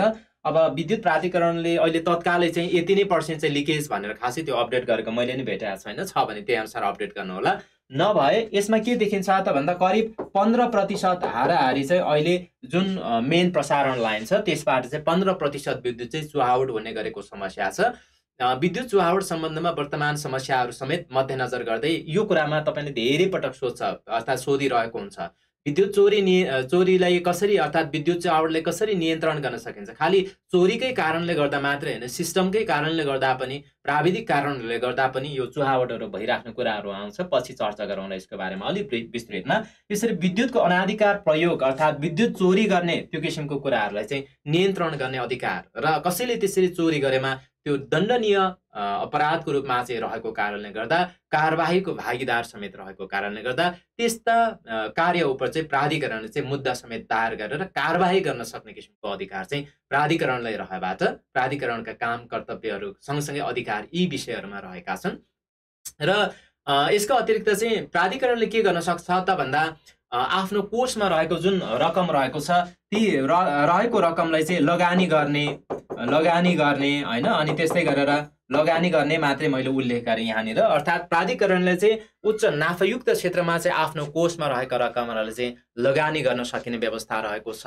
र त्यस्तै गरेर यसका अतिरिक्त प्राधिकरणले चाहिँ निजी क्षेत्रबाट उत्पादन भएका विद्युत अहिले लगभग लाग्छ 165-66 भन्दा बढी विभिन्न यस्ता विद्युत आयोजनाहरूबाट मुलुकभर विद्युत उत्पादन भइरहेको छ। त्यो सन्दर्भमा चाहिँ निजी क्षेत्रबाट उत्पादन भएका अलमोस्ट यसमा निजी क्षेत्रको पनि विद्युत क्षेत्रमा निकै राम्रै कन्ट्रिब्युसन रहेको छ। विद्युत प्राधिकरण एउटा लिडिङ कम्पनीको रूपमा रहेको छ, निकायको रूपमा रहेको छ। त्यो सन्दर्भमा चाहिँ निजी क्षेत्रबाट उत्पादन हुने जुन विद्युत रहेको छ, निजी क्षेत्रबाट उत्पादन हुने विद्युत समेत क्षेत्रबाट उत्पादन हुने विद्युत खरिद गर्ने र राष्ट्रिय प्रसारण लाइनमा चाहिँ त्यसलाई के गर्ने त भन्दा समाहित गर्ने। यो अर्थात् निजी क्षेत्रबाट उत्पादन हुने विद्युत चाहिँ खरिद गर्ने अधिकार चाहिँ प्राधिकरणलाई रहेको छ र सो अनुसारले चाहिँ उक्त विद्युत चाहिँ समग्रमा प्रसारण र वितरण गर्ने र त्यस्तै गरेर आफ्नो काम कर्तव्य पुरा गर्नका लागि यसका अतिरिक्त चाहिँ अन्य अधिकारहरू तोकी अनुसारका अधिकारहरू प्राधिकरणले प्रयोग गर्न सक्ने व्यवस्था छ भनेर यति कुरा बताएँ। अब यति बताइसके पछाडि सायदै त्यस्तो कन्फ्युजन त छ जस्तो लाग्दैन। यो टपिकबाट तपाईँले सोध्छ प्रश्न, त्यसैले यसरी चाहिँ 10 अङ्क भारको प्रश्न सोधिने खालको टपिक हो। सञ्चालक समितिको गठन अनि त्यस पछाडि विद्युत प्राधिकरणको काम कर्तव्य र अधिकार के छन् भन्दा यसरी कामहरू अगाडि लेखेको भइहाल्यो र प्राधिकरणको अधिकार दफा 20 अनुसार यो छ। यति कुरा उल्लेख गरिसके पछाडि अब निचोडमा तपाईँले उल्लेख गर्नु पर्यो प्राधिकरणले अर्थात् अन्त्यमा या निष्कर्षमा या निचोडमा जे भने पनि त्यही नै हो, या निष्कर्षमा भनेर अन्डरलाइन गरेर लेखे पनि त्यही नै हो। यसको मतलब चाहिँ लास्टमा तपाईँको कन्क्लुजन यो कुरामा अर्थात् विद्युत प्राधिकरणको काम कर्तव्य र अधिकारको सन्दर्भमा के हुनु पर्यो त भन्दा प्राधिकरणले अर्थात् विद्युत प्राधिकरणले विदेशी सरकार वा त्यस्तै गरेर विदेशी संस्थाबाट ऋण प्राप्त गर्दा, विद्युत खरिद गर्दा या बिक्री गर्दा नेपाल सरकारको स्वीकृति लिएर गर्नुपर्ने व्यवस्था रहेको छ। जलविद्युत उत्पादनमा नेपालको प्रचुर सम्भावना भए सँगसँगै उक्त अवसरलाई नेपालले अधिकतम उपयोग गरी तीव्र आर्थिक वृद्धि गर्नु आजको आवश्यकता रहेको छ, अर्थात् आजको आवश्यकता हो भनेर सो अनुसारले चाहिँ तपाईँले यस्तो किसिमको प्रश्नलाई टुङ्ग्याउन सक्नुहुन्छ। या विद्युत प्राधिकरणको काम कर्तव्य र अधिकारको सन्दर्भमा यही कुरालाई नै आधार मानेर अझ भन्ने हो भनेदेखि नेपाल विद्युत प्राधिकरण समग्रमा विद्युतको उत्पादन, प्रसारण र वितरण गर्नका लागि महत्त्वपूर्ण या प्रमुख, महत्त्वपूर्ण भन्दा नि प्रमुख चाहिँ भन्नुहोस्, प्रमुख निकायको रूपमा रहेको देखिन्छ। उक्त निकायको संस्थागत त्यस्तै गरेर व्यवसाय र व्यवस्थापकीय पक्षमा र जनशक्तिमा समय सापेक्ष आवश्यकता अनुसारले क्षमता विकास गर्दै तीव्र विद्युतको उत्पादन मार्फत मुलुकको आर्थिक समृद्धि हासिल गर्नमा यसले महत्त्वपूर्ण टेवा पुर्याउन सक्ने अपेक्षा गर्न सकिन्छ भनेर यसरी निचोडलाई चाहिँ तपाईँले लेख्नुपर्ने हुन्छ। यस्तो किसिमको प्रश्नमा केही कन्फ्युजन यो टपिकमा? अब उसमा 10 अङ्क भारको प्रश्न सोद्धा याद गर्नुपर्ने यो दुईटा विषय यो एनबाट सोधिरहेको हुन्छ, त्यो अनुसारले तपाईँले लेख्न सक्नुहुन्छ। ल ओके, ठिक छ। केही कन्फ्युजन छ भने सोध्न सक्नुहुन्छ। केही कमेन्टहरू साथीहरूले गरिराख्नु भएको छ, मैले हेर्न भ्याएको छैन, म एकछिनमा हेर्छु ती कुराहरू पनि। अर्को यो 5 अङ्क भारकोमा सोधिराख्ने अर्को चाहिँ तपाईँले सोध्ने टपिक भनेको जग्गा प्राप्ति अर्थात् ल्यान्ड एक्विजिसन, जग्गा प्राप्ति गर्ने विषयसँग सम्बन्धित र प्राधिकरणले विभिन्न ठाउँहरूमा चाहिँ प्रसारण लाइनको वितरण गर्ने सन्दर्भमा अर्थात् विस्तार चाहिँ भनौँ, प्रसारण लाइनको विस्तार गर्ने सन्दर्भमा अनि त्यस पछाडि विभिन्न जलविद्युत अर्थात् हाइड्रो पावरहरू त्यस्तो प्रोजेक्टहरू बनाउने सन्दर्भमा तपाईँले हामीले सुन्दै आएको विषय ल्यान्ड एक्विजिसनमा चाहिँ प्रब्लम भयो, स्थानीय तहमा चाहिँ नागरिकहरूको अवरोध रह्यो हैन, बीचमा चाहिँ बिचौलियाहरूको प्रवेश भयो, काम गर्न गाह्रो भयो, ऐन कानुनहरू बाधक भए अनि त्यस्तै गरेर जग्गा प्राप्त गर्नका लागि चाहिँ ल्यान्ड एक्विजिसन एक्ट भनेर 2034 अर्थात् विक्रम सम्वत 2034 सालमा बनेको ऐनले अहिले पनि हामी काम गरिरहेका छौँ। सङ्घ, प्रदेश र स्थानीय गरी 3 तहमा चाहिँ मुलुक सङ्घीय ढाँचामा गइसकेको 3 वर्ष भइसकेको छ।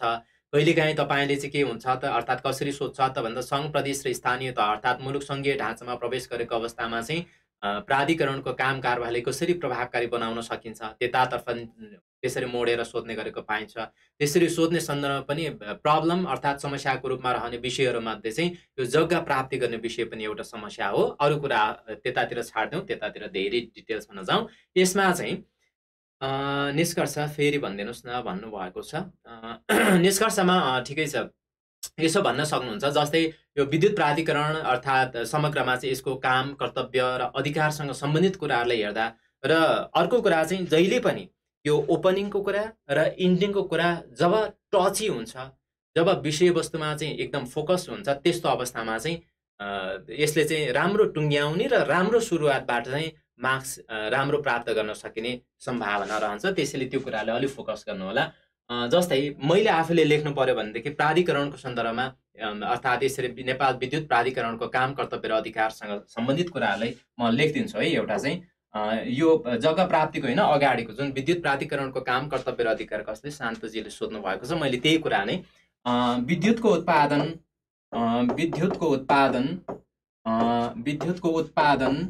प्रसारण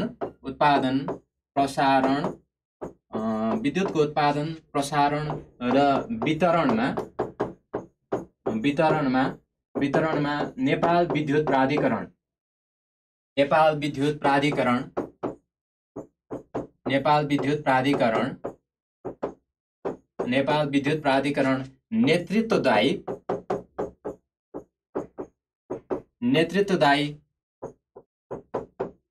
नेतृत्वदायी निकाय हो भनेर यसरी यो कुरालाई भन्नुहोस्। यहाँनिर सकेसम्म त्यो कमन खालको त्यति धेरै नदिने खालको शब्द प्रयोग नगर्नुहोस्। नेतृत्वदायी भनेको लिडिङ कम्पनीको रूपमा या अर्गनाइजेसनको, कम्पनी भन्दैन अर्गनाइजेसनको रूपमा चाहिँ रहेको छ। नेतृत्वदायी निकायको रूपमा चाहिँ नेपाल विद्युत प्राधिकरण हामी लेख्दै गर्दा चाहिँ महत्त्वपूर्ण निकाय हो भन्छौँ र हाम्रो निष्कर्ष चाहिँ कस्तो खालको भइदिन्छ त भन्दा नेपालमा विद्युत उत्पादन गरेर तीव्र आर्थिक विकास गर्नका लागि नेपाल विद्युत प्राधिकरण बिनाको कार्य त परिकल्पनासम्म पनि गर्न सकिन्न, त्यतातर्फ जान्छ। भावनामा बहकिने खालको नलेख्नुहोस् हैन निचोडमा। त्यसैले विद्युतको उत्पादन प्रसारण र वितरणमा नेपाल विद्युत प्राधिकरण नेतृत्वदायी निकाय हो। प्राधिकरणलाई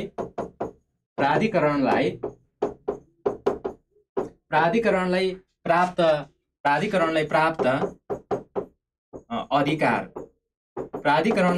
अधिकार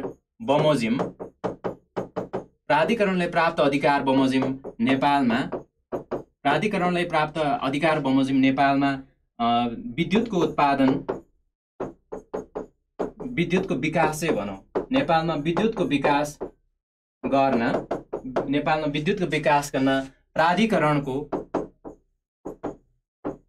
प्राधिकरणको सांगठनिक व्यवस्थापकीय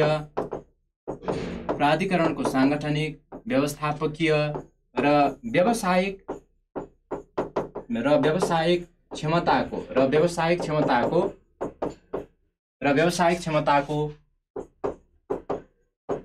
विकास प्रभावकारी रूपमा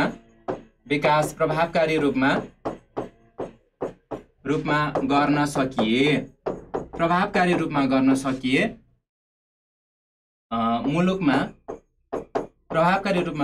मुलुकमा तीव्र आर्थिक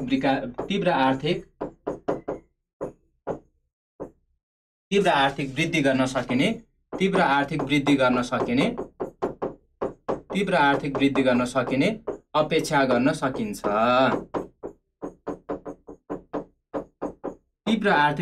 सकिने अपेक्षा गर्न सकिन्छ। भनेर यसरी यस्तो खालको यो निचोडहरुमा चाहिँ तपाईले यो शैलीमा यो एउटा तरिका यो एउटा शैली हो। जस्तै मैले जुन शैलीमा यसरी लेख्छु त्यो अनुसारले चाहिँ अन्य विषयहरुको सन्दर्भमा पनि त्यही बमोजिम ठ्याक्कै त्यही नै विषयमा आधारित रहेर प्रस्तुत गर्न सकिन्छ।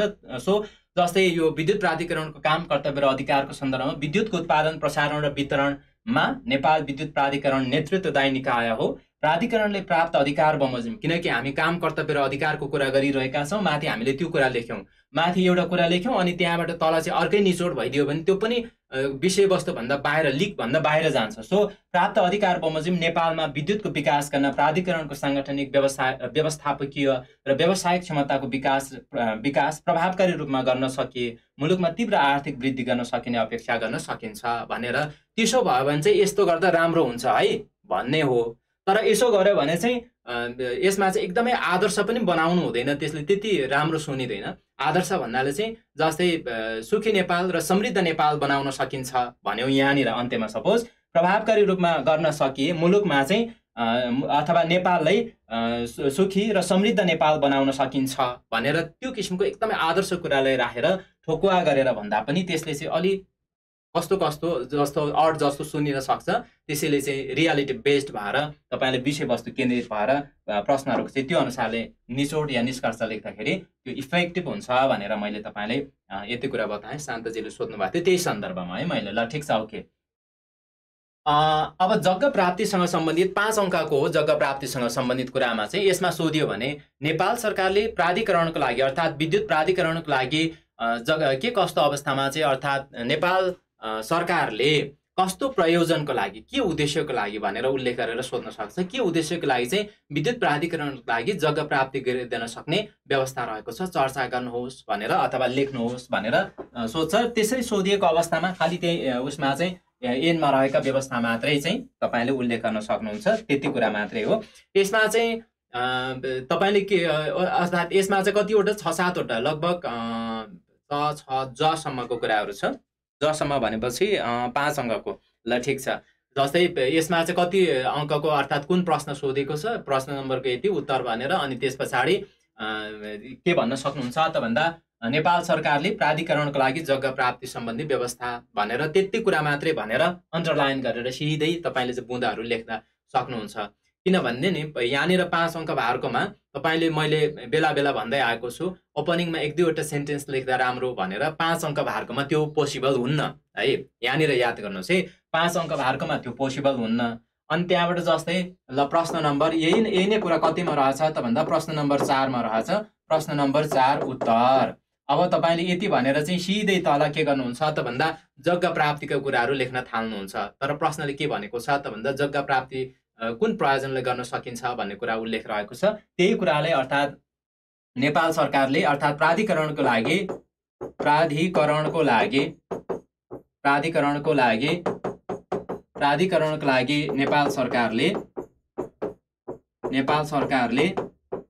नेपाल सरकारले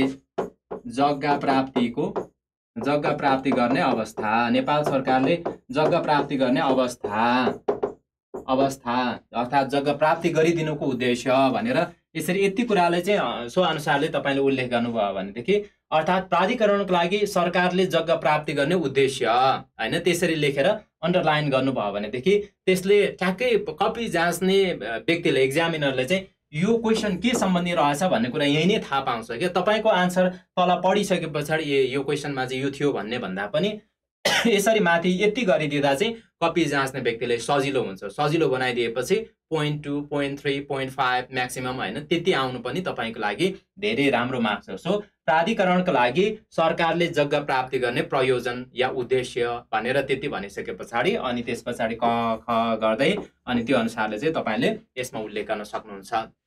नेपाल विद्युत प्राधिकरण ऐन 2041 बमोजिम यसमा चाहिँ दफा 21 मा उल्लेख भए अनुसारले चाहिँ प्राधिकरणलाई तोकी अनुसारको प्रयोजनको लागि नेपाल सरकारले जग्गा प्राप्ति गरिदिन सक्ने व्यवस्था छ। त्यो व्यवस्था भनेको चाहिँ विभिन्न ठाउँमा चाहिँ जस्तै प्राधिकरणले विभिन्न यस्ता प्रोजेक्टहरू हाइड्रो पावरहरू बनाउँछ हैन, त्यसको लागि आवश्यक पर्ने जुन बाँध अनि त्यस्तै गरेर तटबन्धहरू निर्माण गर्नको लागि विभिन्न ठाउँमा चाहिँ नहर कुलो त्यस्तै गरेर यस्ता कुराहरू निर्माण गर्नु पर्यो। त्यस्तो अवस्थामा चाहिँ जग्गा प्राप्ति गर्नु पर्यो। अनि सोही अनुसार चाहिँ जलाशय निर्माण गर्नको लागि अनि त्यस्तै गरेर विद्युतको उत्पादन प्रसारण वितरण केन्द्र लगायतका अघि समग्रमा एउटा कार्यान्वयन भन्ने शब्दले याद गर्न भने पुगिहाल्यो। कार्यान्वयन गर्न अर्थात् त्यो उत्पादन प्रसारण र वितरण सम्बन्धीका कार्यहरूलाई या प्राधिकरणको जुन योजना हुन्छ त्यो योजनालाई कार्यान्वयन गर्नका लागि चाहिँ जस्तै सबस्टेसनहरू निर्माण गर्ने ती उद्देश्यहरू हैन। अनि त्यस्तै गरेर अर्को भनेको चाहिँ जमिनमाथि वा जमिन मुनि जस्तै विद्युतको तारहरू बिछ्याउनका लागि अर्थात् विद्युत तार वा लाइन जडान गर्नका लागि लगायतका अन्य कुराहरू छन् 6-7 वटा कुराहरू। त्यो कुराहरू तपाईँले सरसाथै लेख्नु होला जग्गा प्राप्तिसँग सम्बन्धित व्यवस्थाको सन्दर्भमा। यति कुरा हो, त्यसमा खासै त्यस्तो केही पनि छैन। बोधगत रूपमा त्यो कुराहरूलाई उल्लेख गर्यो भने र बुझ्न नसकिने कुरा पनि केही छैन, त्यसमा सजिलो कुराहरू नै छ, त्यो अनुसारले लेख्नु होला। र अनि त्यस पछाडि अरू यस्तै यो विद्युत प्राधिकरण ऐन 2041 बाट सोधिने विषयहरूमा तपाईँलाई अर्को चाहिँ कुन सोध्छ त भन्दा ल ठिक छ, विद्युत प्राधिकरणले के गर्न सक्छ त भन्दा विद्युत लाइन काटिदिन सक्छ। त्यो व्यवस्था अहिलेको अवस्थामा र पढ्दै गर्दा त्यो ट्रेन्डिङ इस्युहरू जुन जुन हुन्छ प्रायः जस्तो कहिलेकाहीँ त्यतातर्फ पनि क्वेसन बढी मोडिरहेको हुन्छ। प्राधिकरणको हकमा जस्तै प्राधिकरण र उद्योगीहरू बिचमा केही समय अगाडि सवाल जवाफकै रूपमा चाहिँ एकदमै रह्यो हैन। त्यो अवस्थामा विद्युत लाइन काट्ने कुराहरू भयो। यो दफा 23 मा उल्लेख छ। दफा 23 मा के भनेको छ त भन्दा विद्युत लाइन काट्न सकिने विद्युत लाइन काट्न सकिने व्यवस्था रहेको छ। विद्युत लाइन काट्न सकिने यो सम्बन्धीको व्यवस्था र यसलाई अर्को चाहिँ त्यो अनअथोराइज्ड एक्सेस अर्थात् अनधिकृत प्रयोग भन्ने जुन छ त्यो कुरालाई पनि जोडेर तपाईँले चाहिँ क्वेसन बनाएर सोध्न सक्छ। जे जसरी सोधे पनि अलमोस्ट यति कुराहरूमा चाहिँ हामीले चर्चा गरिसके पछाडि नेपाल विद्युत प्राधिकरण ऐन 2041 बमोजिम अनाधिकार उपयोगलाई कसरी परिभाषित गरिएको छ उल्लेख गर्दै कस्तो अवस्थामा प्राधिकरणले विद्युत लाइन काट्न सकिने व्यवस्था छ चर्चा गर्नुहोस् भनेर 5 अङ्क भारकोमा त्यसरी सोध्न सक्छ। र अनाधिकार उपयोग अर्थात् यसमा काट्न सकिने अवस्था भनेको चाहिँ जम्मी 2-3 वटा कुरा मात्रै हो त्यसमा सम्झिने। र त्योभन्दा अगाडि यो अनअथराइज एक्सेस भन्नाले अर्थात् अनाधिकार उपयोग भन्नाले के बुझिन्छ भन्ने सन्दर्भमा परिच्छेद 2 अन्तर्गत त्यसमा परिच्छेद 1 अन्तर्गत यो उसमा चाहिँ दोस्रो दफामा हामीले परिभाषा भन्ने खण्डमा चर्चा गरेका छौँ। त्यसमा चाहिँ यसमा अनधिकृत प्रयोग भन्नाले यसमा मैले सुरुमा पनि बताएको थिएँ लामो सेन्टेन्स रहे पनि तपाईँले यसलाई चाहिँ छुट्याएर छुट्टै गरेर लेख्न सक्नुहुन्छ। जस्तै प्राधिकरणको स्वीकृति नलिकन प्राधिकरणको विद्युत प्रणालीबाट विद्युत उपयोग गर्ने कार्य अनधिकृत प्रयोग हो। ग्राहकले विद्युत उपभोग गर्दा एउटा सेन्टेन्समा त्यो भन्ने अर्कोमा के भन्न सक्नुहुन्छ त भन्दा ग्राहकले विद्युत उपयोग गर्दा पालन गर्नुपर्ने शर्तको उल्लङ्घनको रूपमा यसलाई लिन सकिन्छ विद्युत लिन सकिन्छ। र त्यस्तै विद्युत चोरीको कार्यलाई विद्युतको अनधिकृत उपयोग भन्न सकिन्छ। यो विद्युतको अनधिकृत उपयोग भनिएको छ भन्दाखेरि तपाईँको मार्क्स काटिने होइन बुझेको कुराले आफ्नै शैलीमा लेखेको भनेर त्यसलाई प्रायोरिटी दिन सक्ने अवस्था रहन्छ। त्यसमा केही छैन, त्यो अनुसारले लेख्नुहोस्। अनि त्यस पछाडि यति कुरा उल्लेख गरिसके पछाडि विद्युत प्राधिकरणले देखाएको अवस्थामा लाइन काट्न सकिने व्यवस्था रहेको छ भनेर अनि तपाईँले उल्लेख गर्न सक्नुहुन्छ। त्यसमा अन्य महसुल अनि के कुराहरू उल्लेख गरेको छ मैले यहाँ क ख गरेर उल्लेख गरेँ। पहिलो कुरा भनेको चाहिँ प्राधिकरणलाई बुझाउनु पर्ने प्राधिकरणलाई पहिलो कुरा भनेको चाहिँ कुन अवस्थामा काटिन्छ त भन्दा प्राधिकरणलाई बुझाउनु पर्ने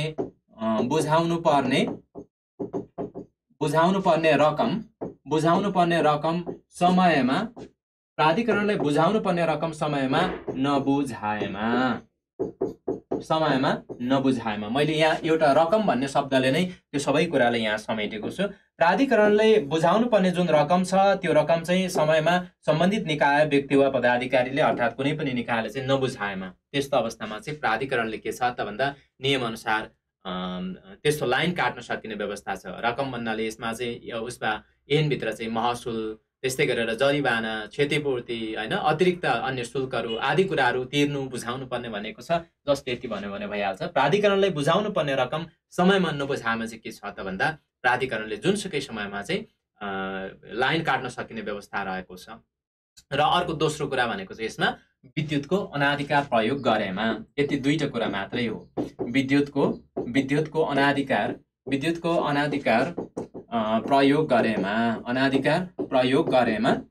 प्रयोग गरेमा त्यस्तो अवस्थामा चाहिँ लाइन काट्न सकिने व्यवस्था रहेको छ। यति कुरा हो। यसमा त्यसरी लेख्नुहोस्। अरू कुरासँग जोडेर सोध्नेमा चाहिँ यसरी लाइन काट्ने कुरालाई पनि जोडेर सोध्छ। त्यो कुरा भयो। अनि त्यस्तै गरेर अन्य कुराहरूमा चाहिँ तपाईँलाई उसमा चाहिँ यही 23कै क भनेर उल्लेख गरेको छ। त्यसमा चाहिँ के कुरा उल्लेख गरेको छ त भन्दा 23 को कमा क्षतिपूर्ति अनि त्यस पछाडि अतिरिक्त महसुल र त्यस्तै गरेर जरिवाना हैन त्यो कुराहरू पनि सङ्कलन गर्न सक्ने। अब त्यसको लागि चाहिँ खालि यो व्यवस्था मात्रै हो। ऐनले चाहिँ नियमावली या विनियमावली प्राधिकरणको हकमा विनियमावली ऐनले विनियमावली बमोजिम त्यसरी के गर्न सकिने क्षतिपूर्ति अनि त्यस्तै गरेर अतिरिक्त महसुलहरू लिन सकिने हैन जरिवाना लिन सकिने व्यवस्था गरेको छ। त्यो सन्दर्भमा नेपाल विद्युत प्राधिकरणलाई नेपाल सरकारले के कस्तो निर्देशनहरू दिन सक्छ र प्राधिकरण ऐन 2041 को आधारमा ती कुराहरू लेख्नुहोस् भनेर त्यसरी पनि तपाईलाई यो कुराहरूको आधारमा सोध्न सक्छ हैन। र त्यस्तै गरेर यो क्षतिपूर्ति अतिरिक्त महसुल ठिक छ त्यो कुराहरूबाट खासै तपाईलाई परेन। र उसले चाहिँ नेपाल विद्युत प्राधिकरणले चाहिँ के गर्न अर्थात् प्राधिकरणलाई चाहिँ यो एज अ सरकारको स्वामित्वमा नेपाल सरकारको पूर्ण स्वामित्वमा रहेको संस्था भएको कारणले गर्दा अर्को चाहिँ के छ त भन्दा दफा 25 मा समय समयमा चाहिँ नेपाल सरकारले के व्यवस्था छ त भन्दा निर्देशन दिन सक्ने व्यवस्था रहेको छ। दफा 25 मा नेपाल सरकारले प्राधिकरणलाई निर्देशन दिन सक्ने मात्रै उल्लेख गरेँ मैले यहाँ। नेपाल सरकारले प्राधिकरणलाई समय समयमा चाहिँ के छ त भन्दा निर्देशन दिन सक्ने व्यवस्था रहेको छ। यस्तो निर्देशनको पालना गर्नु विद्युत प्राधिकरणको कर्तव्य हुन आउने भन्ने व्यवस्था छ। त्यही कुराबाट सोधिए पनि केही छैन। नेपाल विद्युत प्राधिकरण ऐन 2041 बमोजिम नेपाल सरकारले प्राधिकरणलाई देहानुसारका निर्देशनहरू दिन सक्ने व्यवस्था छ भनेर मुख्यतः 3वटा कुराहरू उल्लेख गरेको छ। यसमा चाहिँ एउटा सरकारले गराउन चाहेको काम, अर्थात् पहिलो कुरा भनेको विद्युत प्राधिकरणले गर्ने काम, त्यसमा चाहिँ विद्युत सेवा सञ्चालन गर्न के गर्न सक्छ त भन्दा प्राधिकरणलाई सरकारले विद्युत सञ्चालन गर्न निर्देशन दिन सक्छ। जस्तै अस्ति प्राधिकरणले चाहिँ के गर्यो त भन्दा केही समय अगाडि उद्योगीहरूको चाहिँ बाँकी बक्यौता क्लियर नभएको कारणले गर्दा लाइन काटिने कार्य भयो र त्यो अवस्थामा सरकारले चाहिँ उच्च आयोग बनाएर आयोग मार्फत त्यसको समाधान गर्ने, तर अब चाहिँ अहिलेको तत्कालको लागि चाहिँ लाइन जोडिदेऊ भनेर प्राधिकरणले त्यो निर्देशन दियो भने यसरी विद्युत सञ्चालन गर्नका लागि के गर्दो रहेछ त भन्दा सरकारले चाहिँ प्राधिकरणले निर्देशन दिँदो रहेछ। त्यो कुरा बुझ्नुहोस् र सोही अनुसारले चाहिँ कुनै खास काम तोकी, कुनै खास क्षेत्र तोकी आदि कुराहरू उल्लेख छ ऐनमा चाहिँ। सो बमोजिम तपाईँले के भन्न सक्नुहुन्छ त भन्दा कुनै पनि खास क्षेत्रमा चाहिँ तोकी अनुसारका कामका लागि विद्युत सेवा सञ्चालन गर्न वा अन्य काम कारबाहीको लागि भन्न सक्नुहुन्छ। त्यसको लागि नेपाल सरकारले निर्देशन दिन सक्ने। र त्यस्तै गरी अर्को भनेको चाहिँ गरिरहेको कामलाई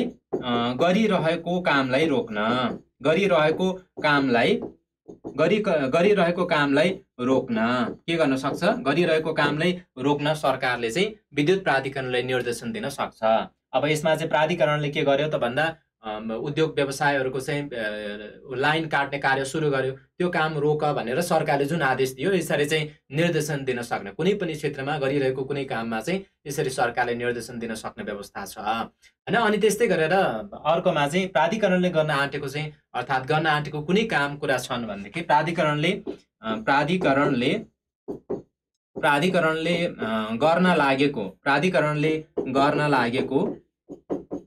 गर्न लागेको अन्य काम स्ल्यास कुरा भने अन्य काम कुरा प्राधिकरणले यो दुईटा माथि चाहिँ गरिरहेको कामको सन्दर्भमा भयो।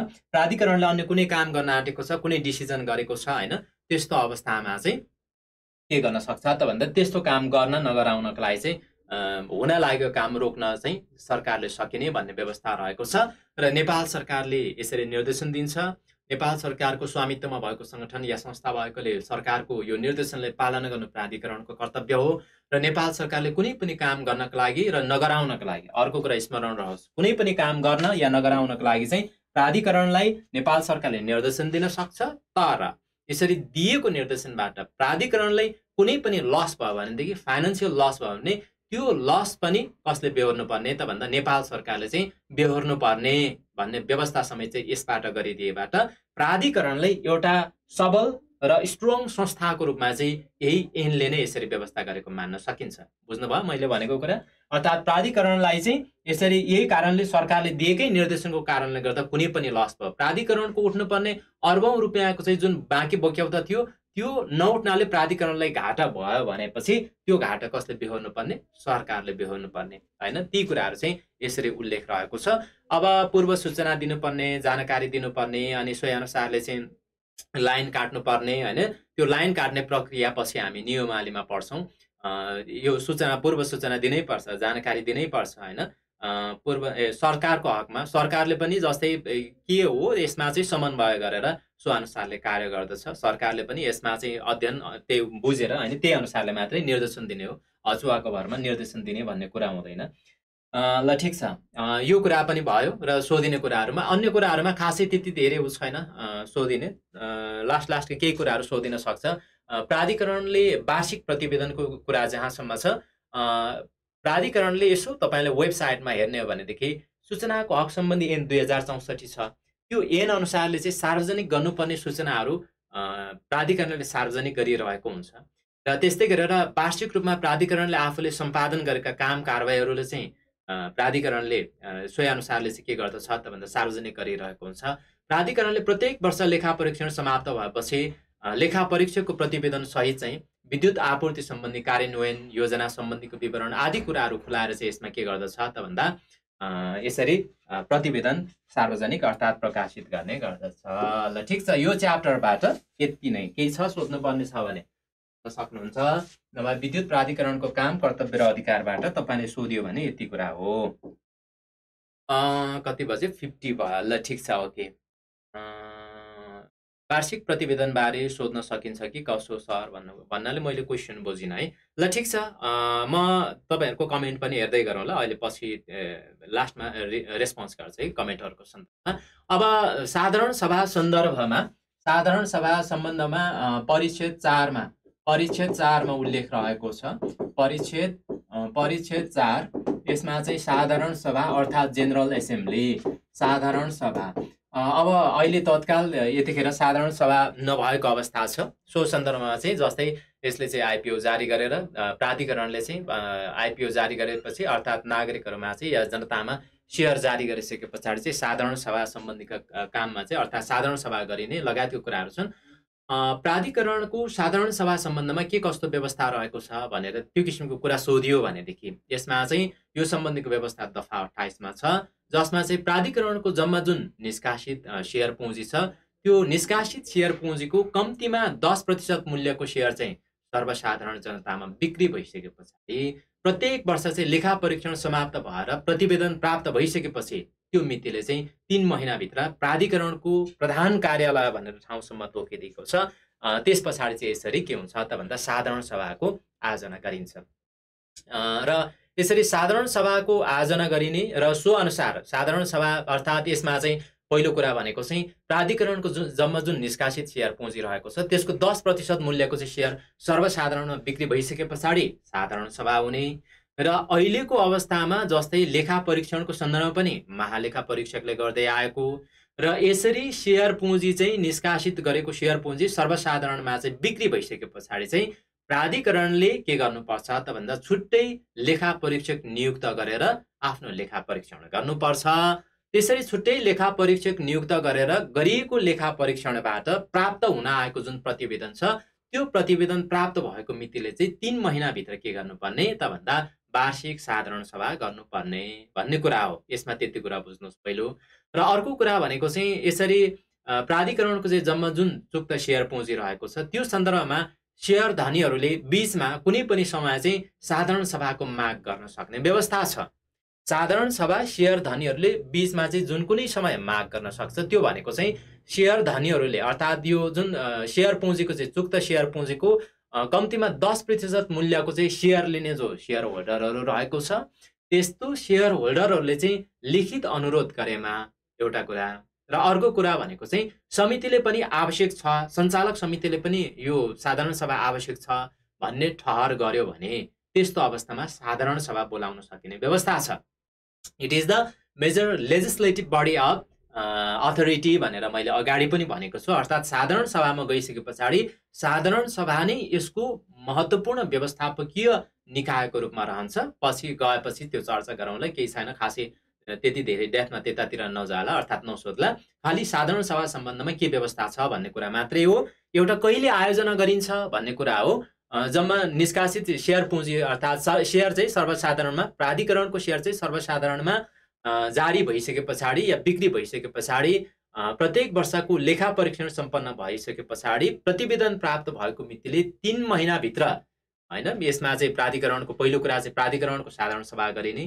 साधारण सभा चाहिँ अन्य कुनै पनि समयमा चाहिँ यसका सेयर धनीहरूले अर्थात् 10% भन्दा बढी मूल्यको चाहिँ सेयर यसमा चाहिँ लिएका सेयर धनीहरूले लिखित अनुरोध गरेमा अनि समितिले पनि सही हो भन्ने ठहर गरेमा अनि त्यस्तै गरेर अर्को भनेको चाहिँ सेयरवालाहरूको चाहिँ जम्मा सङ्ख्याको 25% सेयरवालाहरू आफै वा आफ्नो प्रतिनिधि चाहिँ सहभागी भयो भनेदेखि अनि त्यहाँबाट त्यस्तो साधारण सभाको चाहिँ गणपूरक मानिने अर्थात् कोरम।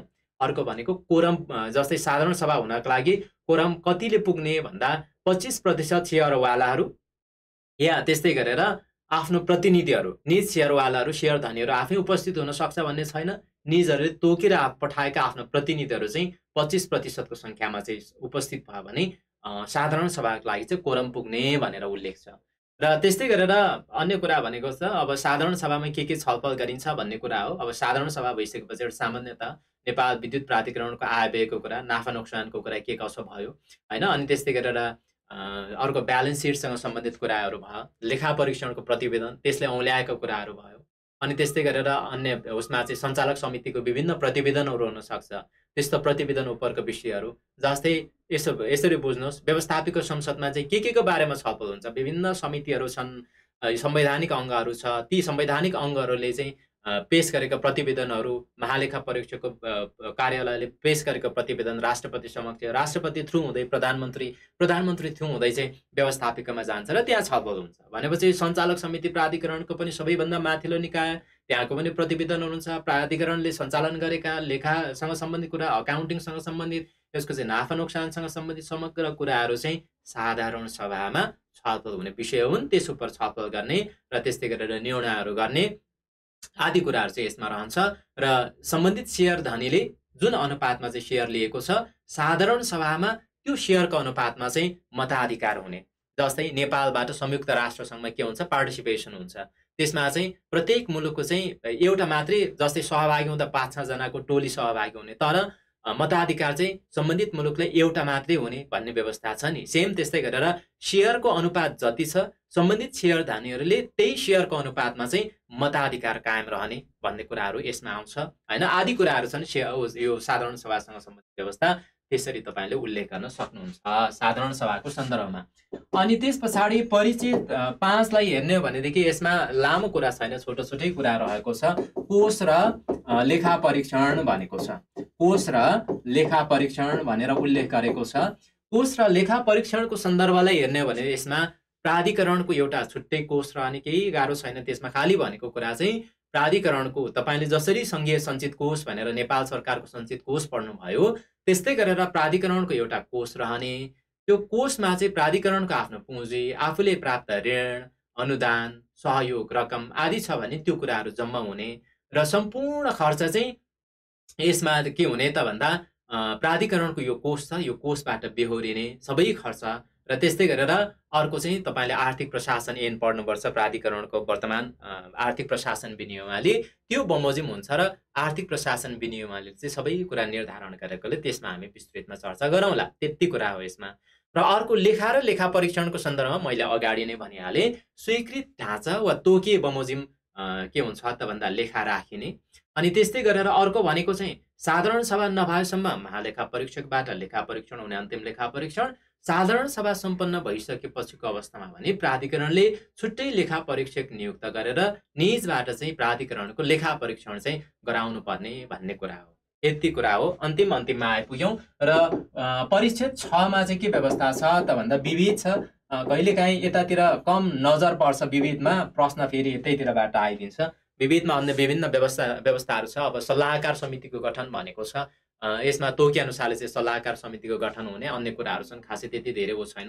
प्राधिकरणले गरेका जुन कारोबार छ, ती कारोबार या प्राधिकरण सम्बन्धित विभिन्न यसको चाहिँ फाइनेन्सियल कार्यहरूमा चाहिँ कुनै पनि किसिमको स्थानीय कर नलाग्ने भन्ने व्यवस्था यो ऐनले नै तोकिदिएको छ। भनेपछि अन्य कुराहरू साथसाथै प्राधिकरण विघटन गर्न सकिने भन्ने कुरा छ। यो विविधभित्र यो विघटन सम्बन्धमा विगततिर पनि सोधेको थियो, कहिलेकाहीँ सोध्छ। कस्तो अवस्थामा चाहिँ नेपाल विद्युत प्राधिकरण विघटन गर्न सकिने भन्ने कुरा चाहिँ यसले सोध्न सकिने कुरा हो। यसमा चाहिँ प्राधिकरणको चुक्त सेयर पुँजीको चाहिँ कम्तीमा 25% मूल्यको चाहिँ सेयर लिने सेयर धनीहरूलाई चाहिँ कुनै मनासिब कारण देखाएर चाहिँ प्राधिकरण विघटन गर्नुपर्छ भनेर मनासिब कारण, अर्थात् यसमा चाहिँ रिजन देखाएर, अर्थात् स्पष्ट रिजन देखाएर, कारण देखाएर चाहिँ लिखित रूपमा चाहिँ प्राधिकरणलाई विघटन गर्न नेपाल सरकार समक्ष माग गरेमा चाहिँ के गर्न सक्छ त भन्दा प्राधिकरणको चाहिँ विघटन गर्न सकिने व्यवस्था रहेको छ भने।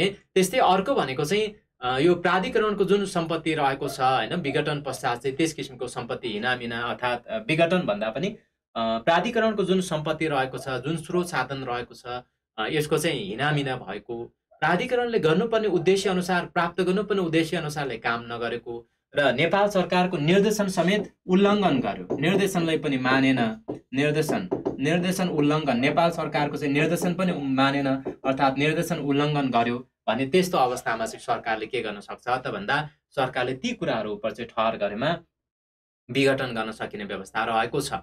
मुख्यतः यति दुईटा कुरा मात्रै हो।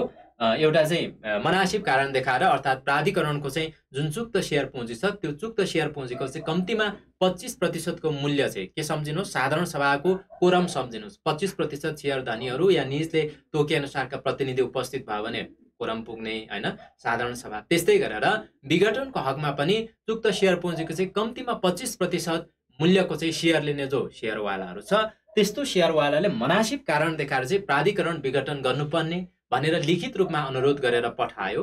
त्यस्तो अवस्थामा त्यो जायज पनि भयो र छ भने त्यस्तो अवस्थामा विघटन गर्न सकिने र नेपाल सरकारले दिएको निर्देशनहरूको चाहिँ बारम्बार उल्लङ्घन गर्ने अनि त्यस्तै गरेर सम्पत्तिको हिनामिना हुने प्राधिकरणको अनि प्राधिकरणको उद्देश्य अनुसारका कार्यहरू नहुने र प्राधिकरणको काम पनि सुचारू रूपले नचल्ने प्रत्येक वर्ष घाटामा मात्रै गइराख्ने हैन पालिराख्नुपर्ने अवस्था आयो भने नेपाल सरकारले जुनसुकै अवस्थामा चाहिँ विघटन गर्न सक्छ र यसरी नेपाल सरकारले जुन विघटन गर्छ विघटन गरिसके पछाडि नेपाल सरकारको आदेश चाहिँ के हुने त भन्दा अन्तिम आदेश हुने।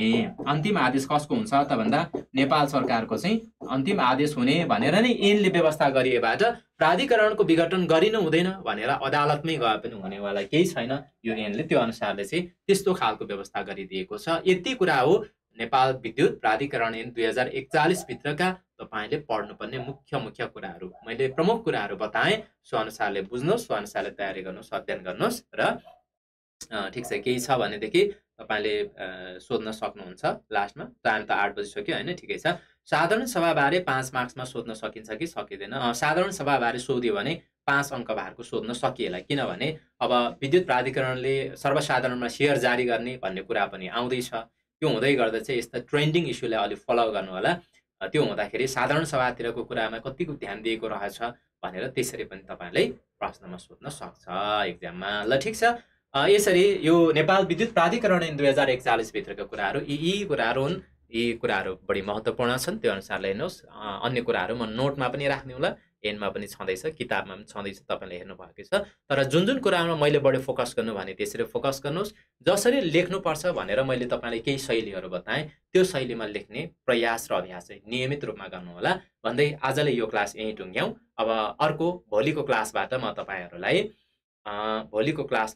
तपाईँहरूलाई नेपाल विद्युत प्राधिकरणको कर्मचारीहरूको सेवा शर्त सम्बन्धी विनियमावली 2075 र सोसँग सम्बन्धित महत्त्वपूर्ण व्यवस्थाहरू के छन् ती कुराहरूका बारेमा पढाउनेछु।